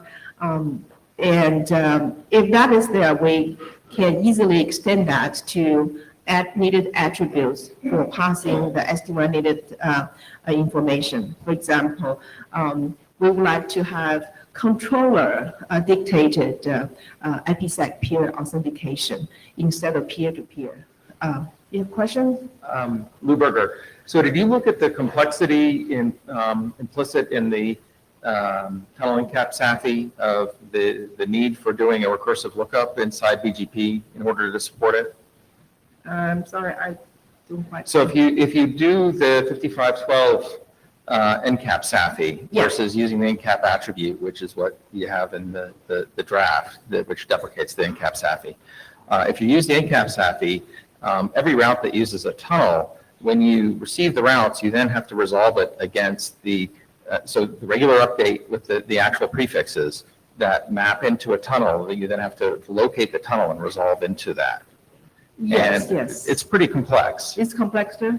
Yeah, and Okay. you're proposing that we go back to that? Is that correct? We're thinking we need a specific SAFE, not necessarily going back to 5512. We may create IPsec SAFE, something like be able to create the tunnels among the CPEs ahead of time, so the controller can push down the policies, what kind of prefix going to what tunnels. Yeah, so that's what 5512 plus 5566, I think, did. Yeah. And to my knowledge, we're the only ones that ever implemented it. And it's actually out there in, I think, in open source code. People care about it. It was really hairy stuff to do. And Really hairy? it was pretty complex to get right. Okay. And you had a fair amount, sorry about that, my apologies. You had a fair amount of processing overhead in order to resolve the routes. And so, and then there was all these boundary cases of which one there's timing issues of which one you receive first. And then you end up building nice long lists of routes to be resolved. Okay. And it certainly works. We have a working implementation of that. But it's really complex to the point where we said, we really don't like this. We prefer what's in the draft to always carry around the tunnel entry together with the route advertisements. And while it means you have more advertisements, the processing in the code's a lot simpler. So in terms of what you're talking about, I think it is completely viable to make it work. We did it. If you want the code, it's in open source, but I'm not sure it's worth it. Oh, okay, that's so glad to hear. It's the purpose of today's discussion is really to bring up the issues we want to hear from other vendors. And 5512 is too complicated. We shouldn't use it. That's fine. And It's not the issue of 5512 being complicated. It's actually really straightforward in terms of to define. This is one of the cases where when you separate out the theoretical definition from the actual implementation, you miss complexity.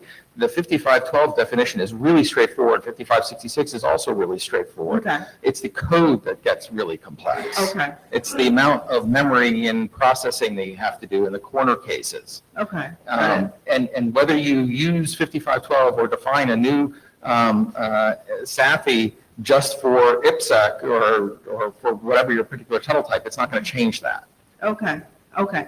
So you're saying that this tunnel in cap approach is much simpler. So The tunnel in cap attribute that you carry with the actual route eliminates that resolution, that level of indirection. It's a lot simpler to implement and to maintain. The trade-off here is you have a lot more updates.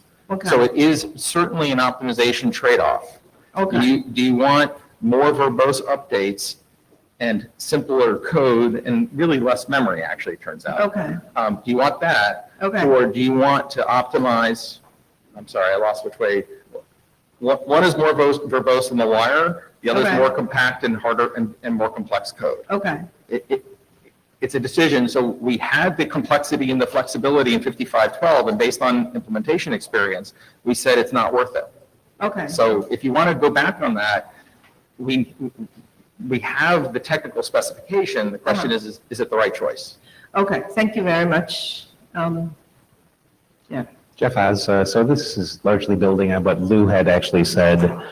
5512 mostly was not implemented because it was decoupled, and that meant that your route resolution code needed to be able to deal with the fact that the information not only is tied to IGP-like existence, but whether or not you have tunnel mappings that's being received across the additional SAFI.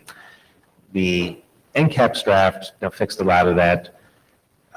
Where we are seeing this used in our own internal implementation right now is for the SRTE policy draft, which I have to agree with Lou. The majority of the implementation complexity in that is that it massively overloads the route resolver to do all of this stuff. And it does work. It's excruciatingly painful. I would recommend looking at other technologies, rather than going down this path for what you're doing.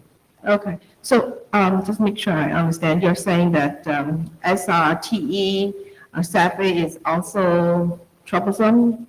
Did I hear that correctly? This is the SRTE-policy draft Right. where you're using BGP to signal, attachments for SRTE routes. Okay. So it's a couple of our friends with the large data centers are the ones that are driving this, and the draft history itself will show that even they're not necessarily agreeing on how some of these things should work. Oh, thank you so much. So, well, the purpose of bringing this here is just to get more input on this.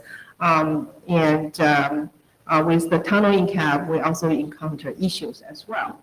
So hopefully this is the right place, IETF, be able to find a better solution, a perfect solution for this. So next IETF will bring in, maybe get all interesting parties together and be able to find some kind of solutions or draft. So a side comment, you've been having this discussion with your email with some others. If you would provide more concise view of what you're trying to achieve, you might get much better advice rather than asking, should I use some caps versus new SAFI? Or, people don't see the end picture, and you might get different answers based on, the slides people understand out of the question. Yeah. Actually, I have a few slides showing how we use them. So maybe whoever interested, we should get together and then talk about it. And actually, the work actually spread it into many different places. We saw this draft, the secure L3 VPN, we find out, hey, that's really what we need. This is really about particular CP-PE being remotely located in some place, like maybe in a hotel somewhere. They need to securely interconnect that CPE to the existing VPN. That's actually very useful for the SD-WAN environment we are looking at. But the problem, after talking to the authors about the intent of this document, they are really looking at maybe only one CPE being out there. So they're talking about everything is hand provisioned, and you set up the IPsec contribution, the parameters, and you have keys pre-installed in those places. And so those CPE being placed like in hotel here, for example, they can connect to their existing L3 VPN, securely establish the IPsec tunnel. So that one put limitation on the SD-WAN deployment, because SD-WAN, you're talking about not just one CPE, you may talk about hundreds of them, and it's not scalable to be able to hand provision all the contribution attributes before you deploy them. They are expected to come out right away. So that's the discrepancy between this particular draft and what we need for SD-WAN. And Linda, 5 minutes. oh, I only have 5 minutes? Why thought you said give me lots of time? So. You are over a lot of time. Okay, you said. Okay, so I'm going to talk very fast. Okay, so try to stimulate some discussions. Like say some protocols extension we would like to have, and this is really for a discussion. I'm hoping to have some more like a discussion on this. Basically, if you're talking about large-scale SD-WAN deployment, and to do this point-to-point tunnel doesn't scale well, right? So just like frame relay, you have too many tunnels to manage. So usually we break them into clusters. Each cluster may have some CPEs, and they have the route reflector. The route reflectors are interconnected together. And second part is for zero-touch provisioning. Although CPEs powered up, they will be able to have established TLS session with the controller, and then the BGP will be able to distribute needed information. Second is for the SD-WAN deployment, the IPsec, entire IPsec implementation, we need to simplify that, because IPsec is assuming all the CPEs, all the end nodes, they are traversing through untrusted domain. But in this particular deployment we have is all the CPEs actually will establish the secure channel to the controller first before they can get any kind of configuration done, right? So they already have a secure channel between themselves and the route reflector. And the route reflector among themselves has secure channel. So for the IPsec, there's a peer authentication between the end nodes. This actually can be centralized at the controller. So CPE doesn't need to authenticate his peers. He can request to the controller, I need to talk to Adrian, for example, and the controller will decide whether I can talk to him or not, and be able to tell me what kind of capability he has. His 64 bits encoding on 128. So they be able to sort that, and then be able to pass down the public key to the both part, and then both part can compute their security association keys. So that's actually, we discussed this in I2 and SF on the controller distribute those keys.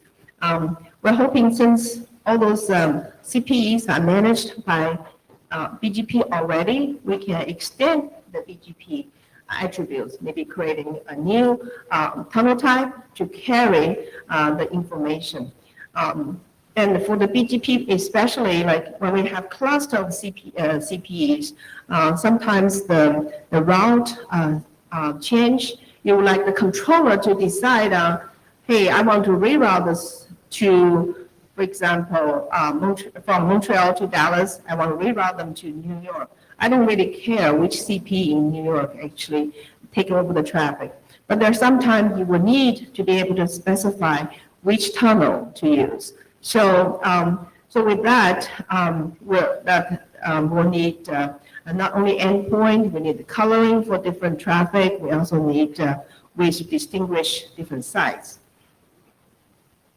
For the BGP distribution, the controller has to be able to pass down the public keys to each end node, and you need to do authentication. And so basically, we're changing the IPsec in a way. Instead of everything goes through public internet, the IPsec control information, the IKey, is actually goes through the secure connection, basically from CPE to his route reflector or local controller, and local controller to local controller, and to the other CPEs. And the data plane, they can do encryption, and they can go through internet, and they can go through different paths. So that's another change required by the SD-WAN. So BGP work obviously needs to be done in IDR, not here. I understand, because you said this group is actually a group can talk about work in different places. So there's L3 VPN components, there's IDR components, there's IPsec components. So different components for SD-WAN deployment. That's why we bring the work here, and hopefully we can have some discussions, just like Spring, right? The work is dispatched to different groups. Sure. And here we're talking about how we put everything together. Please finish up, okay? Okay, yes, but actually, that's it. That's my last slide, I think. Oh, for the tunneling cap, we think we need a new type, be able to represent like IPsec distribution, or maybe we want to distribute the net, right? Instead of having the CP to resolve themselves, the public and private addresses, having the controller dispose them, the mapping giving to them. So here, just lack of a better word, I said SD1, but maybe a much better word can be used to represent kind of tunnel type. And also that for the tunnel advertisement, we need a BGP to be able to group them together and be able to only advertise to the peers within same tenant, not cross tenant. That's it. Thanks, Linda. So we'll be having discussion after second presentation. We're not finishing. Oh, okay. So you know. Right. Steve? Thank you.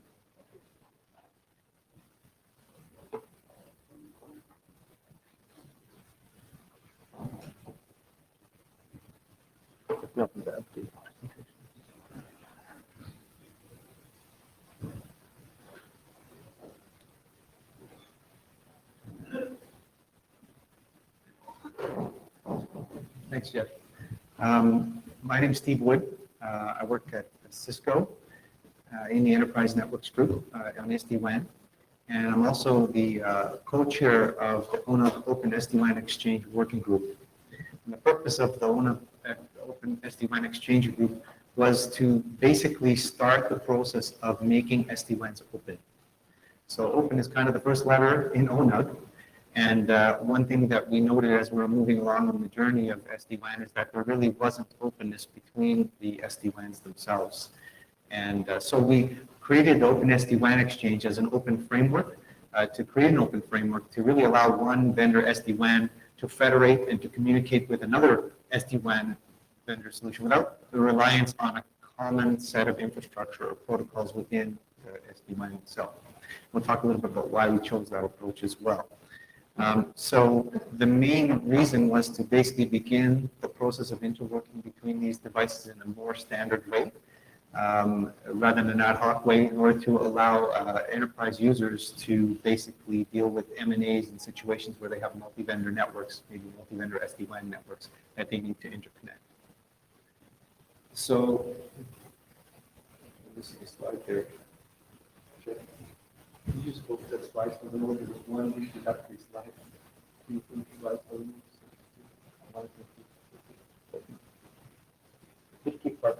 Yeah. Okay. There was a slide here that I wanted to show just to give you sort of an introduction to ONUG, Open Network User Group. How many people are aware of ONUG? Okay. So ONUG is primarily a user group forum. It is not a standards body or a standards organization, creation organization as the IETF would be. One of the benefits of one of the benefits of ONUG, in my opinion, for a reason for going, is we do have a large community of users, a large community of customers who are building enterprise WAN networks. We get to see the architects from those customers come out and talk about where they want to take their networks in the next generation, both from control plane, WAN architecture, security, visibility, control perspective. Okay, and there it is, Jeff. The second slide there. Thank you. Yeah. So that's one of the key things that ONUG brings to the table, and why we started this process within ONUG to create this interworking was because of the demand of the user community itself, and they were the ones that basically started the initial sets of requirements that we needed, that they felt we needed to do that. Okay. Thank you. Now you know the. Is it working? Mm-hmm.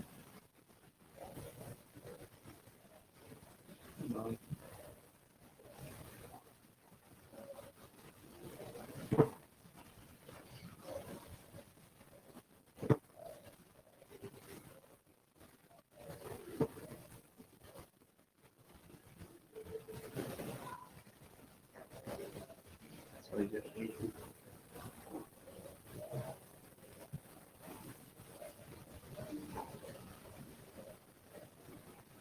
Should have used my laptop. Are we almost there? Almost there. Okay. Sorry about this.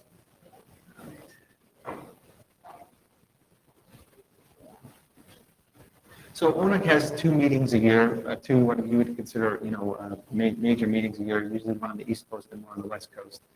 And we have a set of interim meetings for the OSC working group where we continue to work on requirements and specifications. So you can see here, the folks that actually come. We do get a lot of the Fortune 1000, Fortune 500 for sure, large enterprises, customers. I would say, from across the world, we get a number of large vendors as well there, and cloud providers are now coming in, Google, Microsoft, and those as well.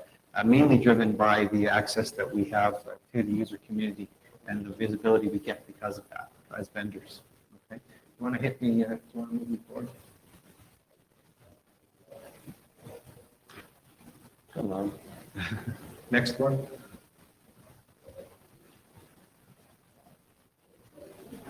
Is this my bad? That's causing this problem? Oh, you had it. You had it. Select. So I want to give you a view of what we are working on and what we've done so far. So the picture you see here is not too far. Okay. The picture you see is our reference architecture. We spent a few meetings basically hammering out what an SD-WAN reference architecture would look like. And what you see here is sort of the user interface level at the top, the client orchestration layer, we call it.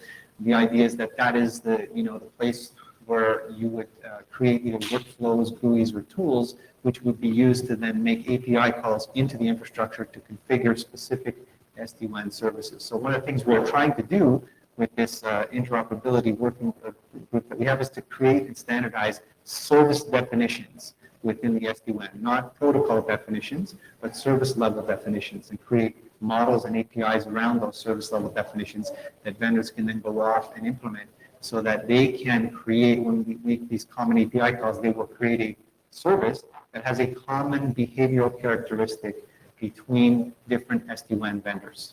Okay, so to that effect, you can see we're standardizing sets of APIs across the interface to both the SD-WAN manager, which is the management plane, functional entity, as well as the controller, which is the control plane functional entity, which may or may not be separate from the management entity. We've also got interfaces envisaged where SD-WAN managers and controllers could talk to each other. We don't have specifications of what that information that might cross there might be, but that's something we want to work on in the future as well. And then, of course, some of the interfaces that you see inside that gray box are proprietary interfaces. So the idea that everything's sort of inside that gray box is more of a proprietary interface. We are not looking to specify those specific reference points at all. But you can also see at the bottom that we've treated the SD-WAN network as a functional entity in and of itself. We've defined a number of network interfaces to allow us to connect to external domains, both cloud, extranet, other SD-WAN domains, which is a primary function of what we're doing, as well as other network domains external, which may not be the extranet. So we're looking at making specifications in all these areas, as well as the SD-WAN client specification at some point as well, attachment point. All right. Yes, okay, good. So the other part of the puzzle, of course, is the actual interworking model that we want to look at in terms of how we want SD-WANs to interoperate. So we're taking a border-based approach or a gateway-based approach. The reason we're doing this is if we think of the SD-WAN as two different domains, each of which has different protocol control planes and data planes, and we confine the interworking to the border elements, the amount of feature set and specification that we have to do is obviously much less from a work perspective. So we're able to get some service level interoperability specifications out and APIs out quicker. Okay, and that gives us probably a better shot at interworking as well. If we want, we know that SD-WAN vendors do use standardized protocols, but they often make extensions to those protocols, and some of them are very extensive extensions. And therefore, trying to come up with standard data plane or control plane, at least in the first approach towards standardization, is something that we see happening in the future, but it's something we see also taking a long time. And certainly something that would be more the purview of the IETF, not necessarily the purview of a group like ONA, right? So we have these OSE gateway elements, and the purpose of those gateway elements is really to do the interworking between the SD-WAN domain and a standard NNI, which we're defining IPsec-based, BGP-based, between the gateways that all vendors could agree on and basically have the ability to configure those gateways through their own controllers. And therefore, when you want to create an exchange service, you can make a single API call, a common API call to both vendors here, and you can be guaranteed to get the same kind of service created at the gateway edge for interworking. So that's the concept. Okay. All right. And just to give you a sense, a little bit of the sense of how we're looking at the network from a multi-domain perspective. Okay. We see, in a general model that we would have, again, this client orchestration there, which we are not really specifying, only specifying the API calls that would be that it could consume. We have potentially a number of SD-WAN serving areas, and then there are serving SD-WAN managers in each of those areas, which could be from one vendor or another, providing a common API northbound to the orchestration layer.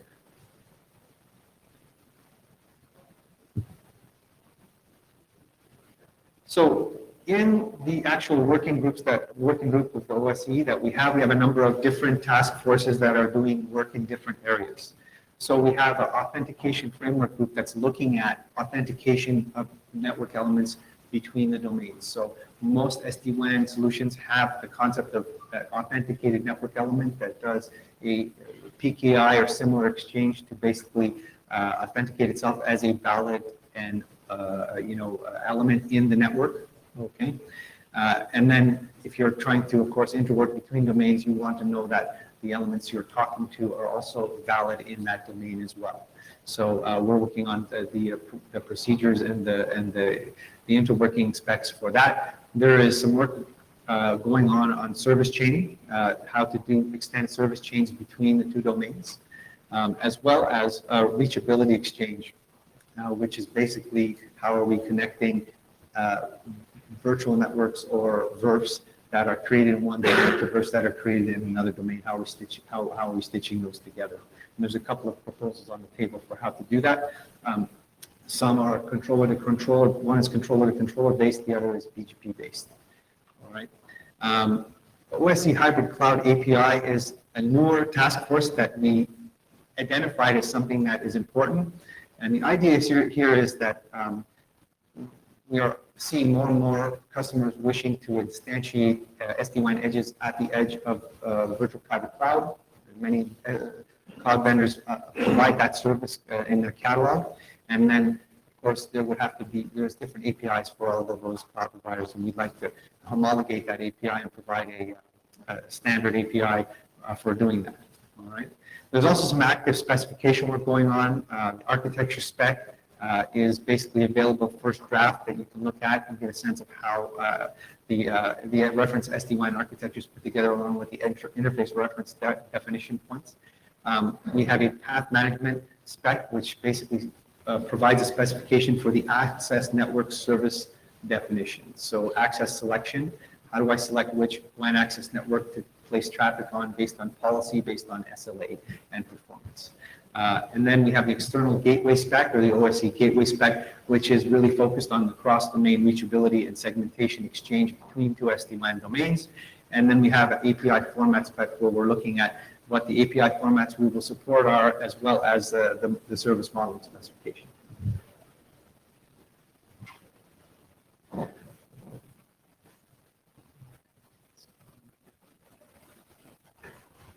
You want to? It's not working. I'm doing it. All right. Okay. So you're watching my finger. Go to the next slide, sir. I thought it was good. Actually, go ahead for one more because I think that. Yeah. So what I wanted to show here was, all my hidden slides are getting shown. That's why. So I just want to give you an overview of sort of key progress and results of where we are in terms of our work. So the SD-WAN reference architecture, as I mentioned, the first draft of that spec is published and available for review. The OSP, the OSE Path Management Service API, we have actually a first draft of the API that's created in Yang. It's not really ready for implementation yet. We do need external review, people to help us improve that and make sure it's structured correctly. And then we have, of course, the gateway service, OSE Gateway Service API, where we have, again, a first cut Yang modeling for that. So we need to go through a set of reviews and refinements of those models for segmentation and configuration and cross-connect, as well as IPsec definitions between that are needed on the interfaces as well. So these are all Yang-based service models that we're starting to create. And if you're interested to look at these things, you can go and look at them. I've got them on my GitHub, which I put the information there. You're welcome to join and basically link up and take a look at those and provide me with comments and anything like that. Okay, go ahead one more. I forgot you're doing it. Okay, go ahead one more. So I just wanted to talk a little bit more about the hybrid cloud use cases, the very important use cases that our user groups have defined for us, right? So there are three major use cases. One is the SD-WAN edge inside of a virtual private cloud or infrastructure as a service, okay? That infrastructure as a service deploy could be a Microsoft Azure, an AWS kind of architecture where the customer is hosting a bunch of workloads there, but wants to bring that onto their SD-WAN network. So if it has access for its branches, a sort of a companion use case to that is the idea of doing the same thing in a carrier neutral facility.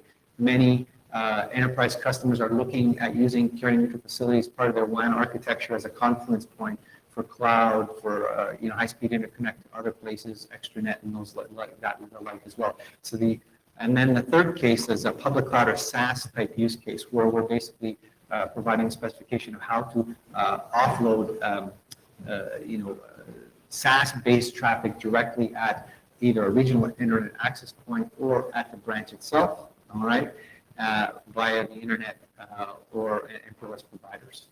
Okay, so those are the three major use cases we're looking at in the hybrid cloud. If you want to go ahead, Jeff, one more. We have a number of work areas here that that we want to work on, and there's a lot to do. Actually, go to the next one.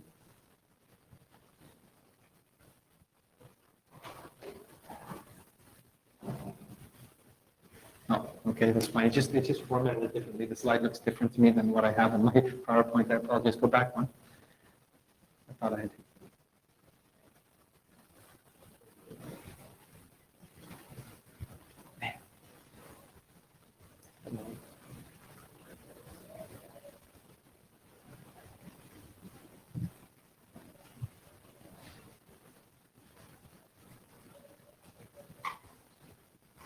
Is it going to go through? I guess that slide was basically just highlighting that there's a number of work areas within the hybrid cloud use cases that have to be looked at. Okay, so we have to basically, if we're going to come up with a homologated set of APIs that that potentially, it's the third one from the end there, Jeff. Just up from that could be adopted or might be adopted by virtual private cloud vendors, and we need to take a look at, I think step one was establish the use cases and requirements. We talked about that, and I showed you the basic use cases we've defined, but there's a lot of work in terms of developing a translation or an adaptation API, much of which involves kind of understanding, how the SD-WAN devices, virtual devices, virtual network functions would be spooled up within these CSPs, looking for common ground and then trying to homologate those APIs into a common either translation layer API that could be used and implemented within a vendor controller or something like that. So we have, we want to find a common set of services, try to homologate those services as well, and then basically have an API that allows you to establish a VPC connectivity to the SD-WAN from the cloud vendor. So that's what we're headed for, and that's kind of a sense of what we're doing in ONUG. Maybe now the time is open up for discussion, but you may wonder sort of why I'm here and why we're doing this. Hopefully that this information is of some use to you to understand what's going on in SD-WAN a little bit more and to understand work areas that need to be looked at from a interworking and standardization perspective. From an ONA perspective, we're not really a standards body per se, and we knew that going in when we started to do this work. There's no desire for us really, I think, in the ONA group to really become another standards organization. Doesn't make sense for the industry probably either. But what we have done is establish a number of use cases and reference architectures. And we, from our perspective, wanted to come here to talk to this group, at least to begin starting to this group, to talk about whether there's interest within this group in basically helping us to create the drafts to specify the different services, the different service level behaviors, and interoperability APIs that we need, and also to really define the Yang models underlying those as well.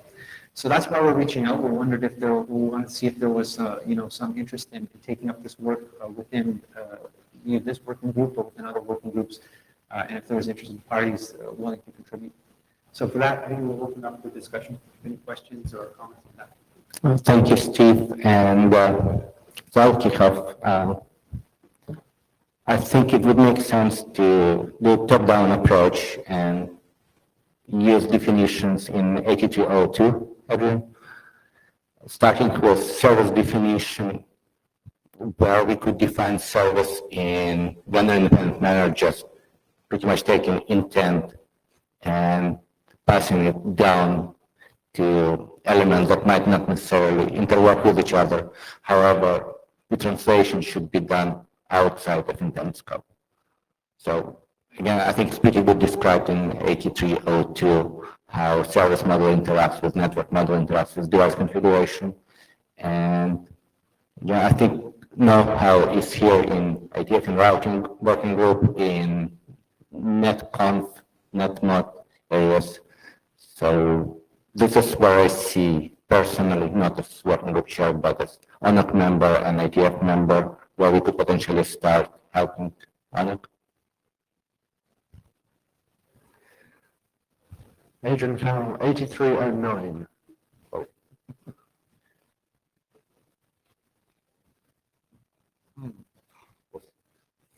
Let me maybe ask another question then to you guys. Maybe the wrong way to ask it is who wants to do work, right? Because the answer may be no. But if we were to bring RFCs and drafts in this area, is this something that the IETF would be interested in seeing, this working group in specifically? I feel like it's a routing area kind of work that we're doing. And would it be amenable? Would you guys want to participate in refinement of those drafts? Would you guys be happy to listen at your meetings and provide us the feedback? Maybe that's a better question to ask. Jeff, I think a bit of what you're seeing is not so much lack of interest. It's more that IETF as a whole has generally avoided intentionally doing API work. And we tend to focus more on protocols. We tend to focus more on the mechanisms that the APIs would instantiate. And the Yang stuff that we've done recently certainly has pushed us more on that. Some of our service abstraction models sort of push us in this direction. But this has not been traditionally the best fit for IETF type stuff. I understand. That makes a lot of sense. I'm thinking we will get to a point in the evolution of this that we will need that kind of work to be done. I just don't feel like we're there yet. But in the meantime, it seems like there's demand for this type of service. So the kind of amount of people who represent SD-WAN vendors as such is definitely underrepresented in IETF. We've got a few vendors here, but definitely not all of them. And potentially, we should get more people involved, but I would really like to start the work. And I would appreciate people standing up and, if not committing to work, at least expressing their ideas about what and how. The Hendrik from Nokia, as an SD-WAN vendor. I think I like the idea of starting with this work because there is an industry gap, I think, and given the expertise of Yang and all the modeling which has happened in IETF, I do agree with Jeff that the vision is not the expertise of the IETF historically, but I think over the last couple of years, we have been progressing with L2SN, L3SN, and stuff like that. So there is definitely expertise, and there is a gap in terms of all the application where routing and stuff like that. So there is definitely some holes there, which I think would be good to define somehow, so that we have at least have from an orchestration point of view the ability to have a single data model which represents the SD-WAN service, and as a result have some support for interoperability in terms of that aspect. And assume that the standardized interface between the two SD-WAN solutions would be like a BGP or a standard model A or something like that. That could be a good starting point to start some work here. Yeah, I agree. There's a number of technologies already on the books here that could be brought to bear for protocol and data plane level standardization in the future. SD-WAN is primarily an overlay technology, and you may be aware that MEF is doing work as well in this area. We don't disagree with what the MEF is doing, but the user community in ONUG is more interested in transport independence. We want to keep the overlay and the underlay decoupled as much as possible. So there are other approaches to SD-WAN, which is more about orchestrating underlay circuits. And we want, there's definitely a group in the market that wants to keep it as a pure overlay. And I think there's also an opportunity to learn what people actually do want. I see Ignas here, and we've brought a number of times the issue of decoupling of what consumers of technology actually want versus what we are doing here. So working with our community gives ability to take requirements of people who are actually consuming technology and want to do it in a particular way. Lou Berger, I think it would be really interesting to hear feedback on some of the models that we've done, like the service models have been mentioned already, to take a look at those and say, hey, you're missing things here. And I think graphs on that would be really interesting, either identifying shortcomings or even proposing augmentations to fill the gap. And you may find that when you start doing those augmentations, we actually have a model somewhere else that'll compare, or that we actually have a gap that can be filled. So I think that'd be really interesting. Yeah, cool. That makes sense. And maybe Jeff, you can tell me where those models are and we'll start looking at that as well. So Ignas is our director for operations, and this is where Jan lives. So Ignas Bagdonas, just a comment about the potential venue for this work. IETF is good at working at fragments of the technology, at the components, not necessarily at working on the end-to-end systems. Therefore, probably the practical way forward is that IETF has control on the components, young language as such, methodology of the modeling, technology-specific models. Working on the modeling above that, what IETF calls service models, probably is not the area of the main expertise of IETF. And the working interaction might be that the service model aspects are developed on our ONUG side, in whatever way that works. And the necessary hooks and consultation happens with the relevant working groups in IETF. Yeah, no, I see your point as well with the gentleman earlier as well. I guess the question is, especially around APIs and end-to-end, is the scenario that you think IETF should grow into, or kind of stay in its current mode? There's enough work to do, don't get me wrong. There's probably enough work to be done. The question is there an expertise to work on that? Okay. And I believe expertise is here, so we might disagree on this point. Someone has to do the work. You've seen many frameworks developed by, let's say, to some degree by MEF, where there is outside description what it is, but it's completely empty inside. There's nothing you can implement. And that's exactly the problem. The specifications are developed, which look nice on paper. They get numbers signed. Do the actual users have value of that? Do they care about that? Is this something practical that can be used? And I think this is the point we're trying to address, to make something that's useful on top of requirements coming from user groups, and continuous loop of validation based on what we are doing here. I think the other thing to consider too is that, the user base, at least in the enterprise side, and generally even service providers are looking to push in this direction, is, I guess, less amenable now to building their use cases out of the components that are provided. They want the components to be put together for them. And so from that perspective, the trend in the user community for consumption of technology has moved from components to more use cases. So this question of, if you don't have the expertise here, or maybe I think you do, I'm sure there's enough smart enough minds in the room to basically make that leap. If that's something that you could see as part of the evolution. This feels to me, what we're trying to feels very much like an MEF type of engagement. I originally modeled the working group after MEF approach. MEF is not 802.3, right? And it's not 802.1. It takes technology from 802.3 to 802.1 and it puts it together to accomplish standard use cases for the network. We're kind of doing the same thing. But we don't have a body to do that in the industry. MEF is doing that for SD-WAN, but not doing it the way that I described earlier, which is more focused on the overlay networking. So we're kind of in that. We need to create, I think, a body that does this.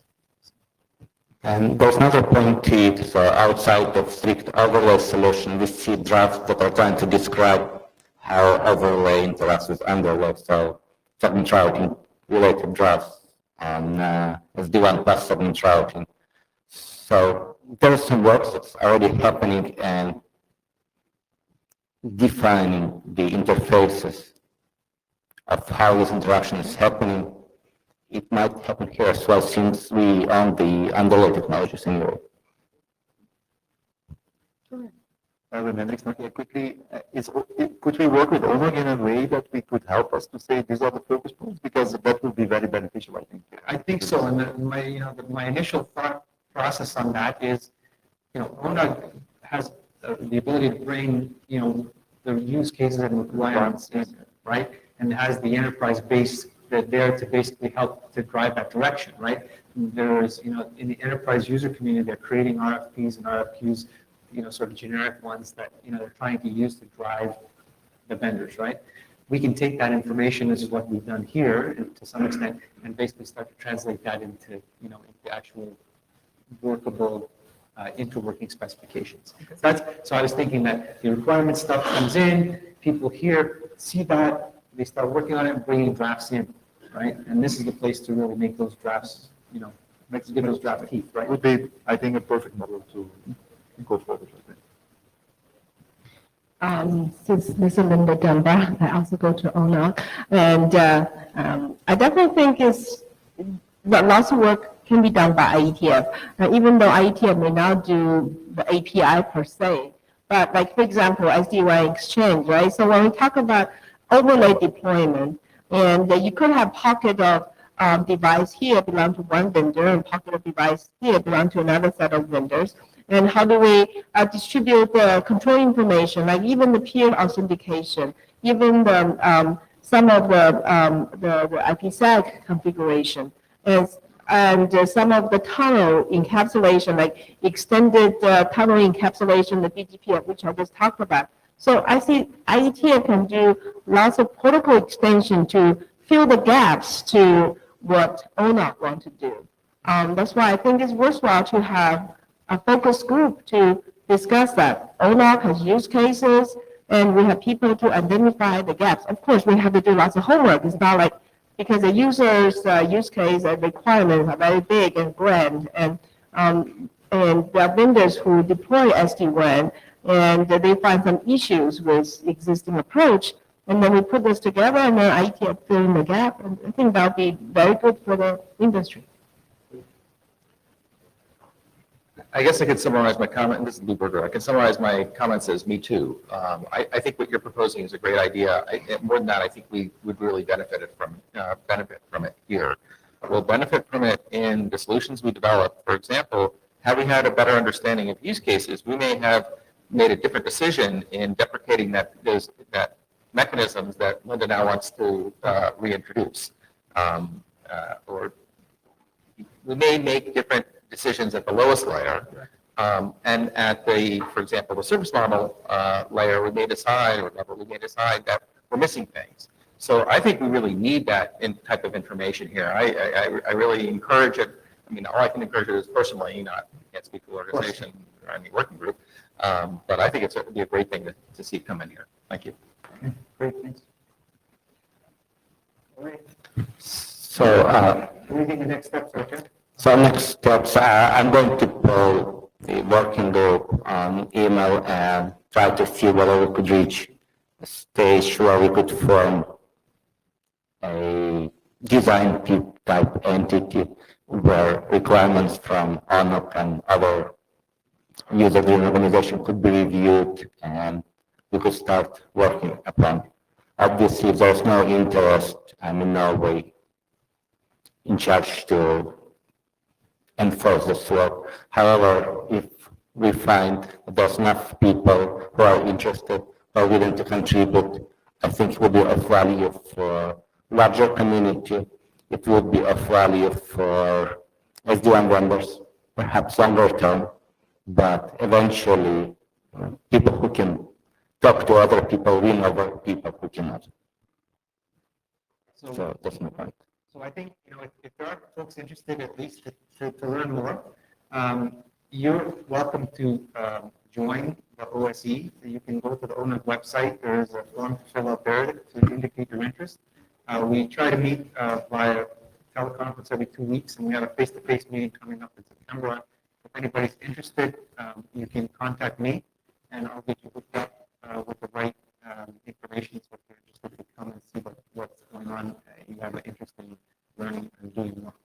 So the initial data models are on GitHub, and you've seen on the slides where to find. There's also a number of C documents you could read and see what has been done by girls. So you've got points to start with. We've got Slack channel, and so welcome to the one community, I would say. Thanks very much. Thanks. Any more questions?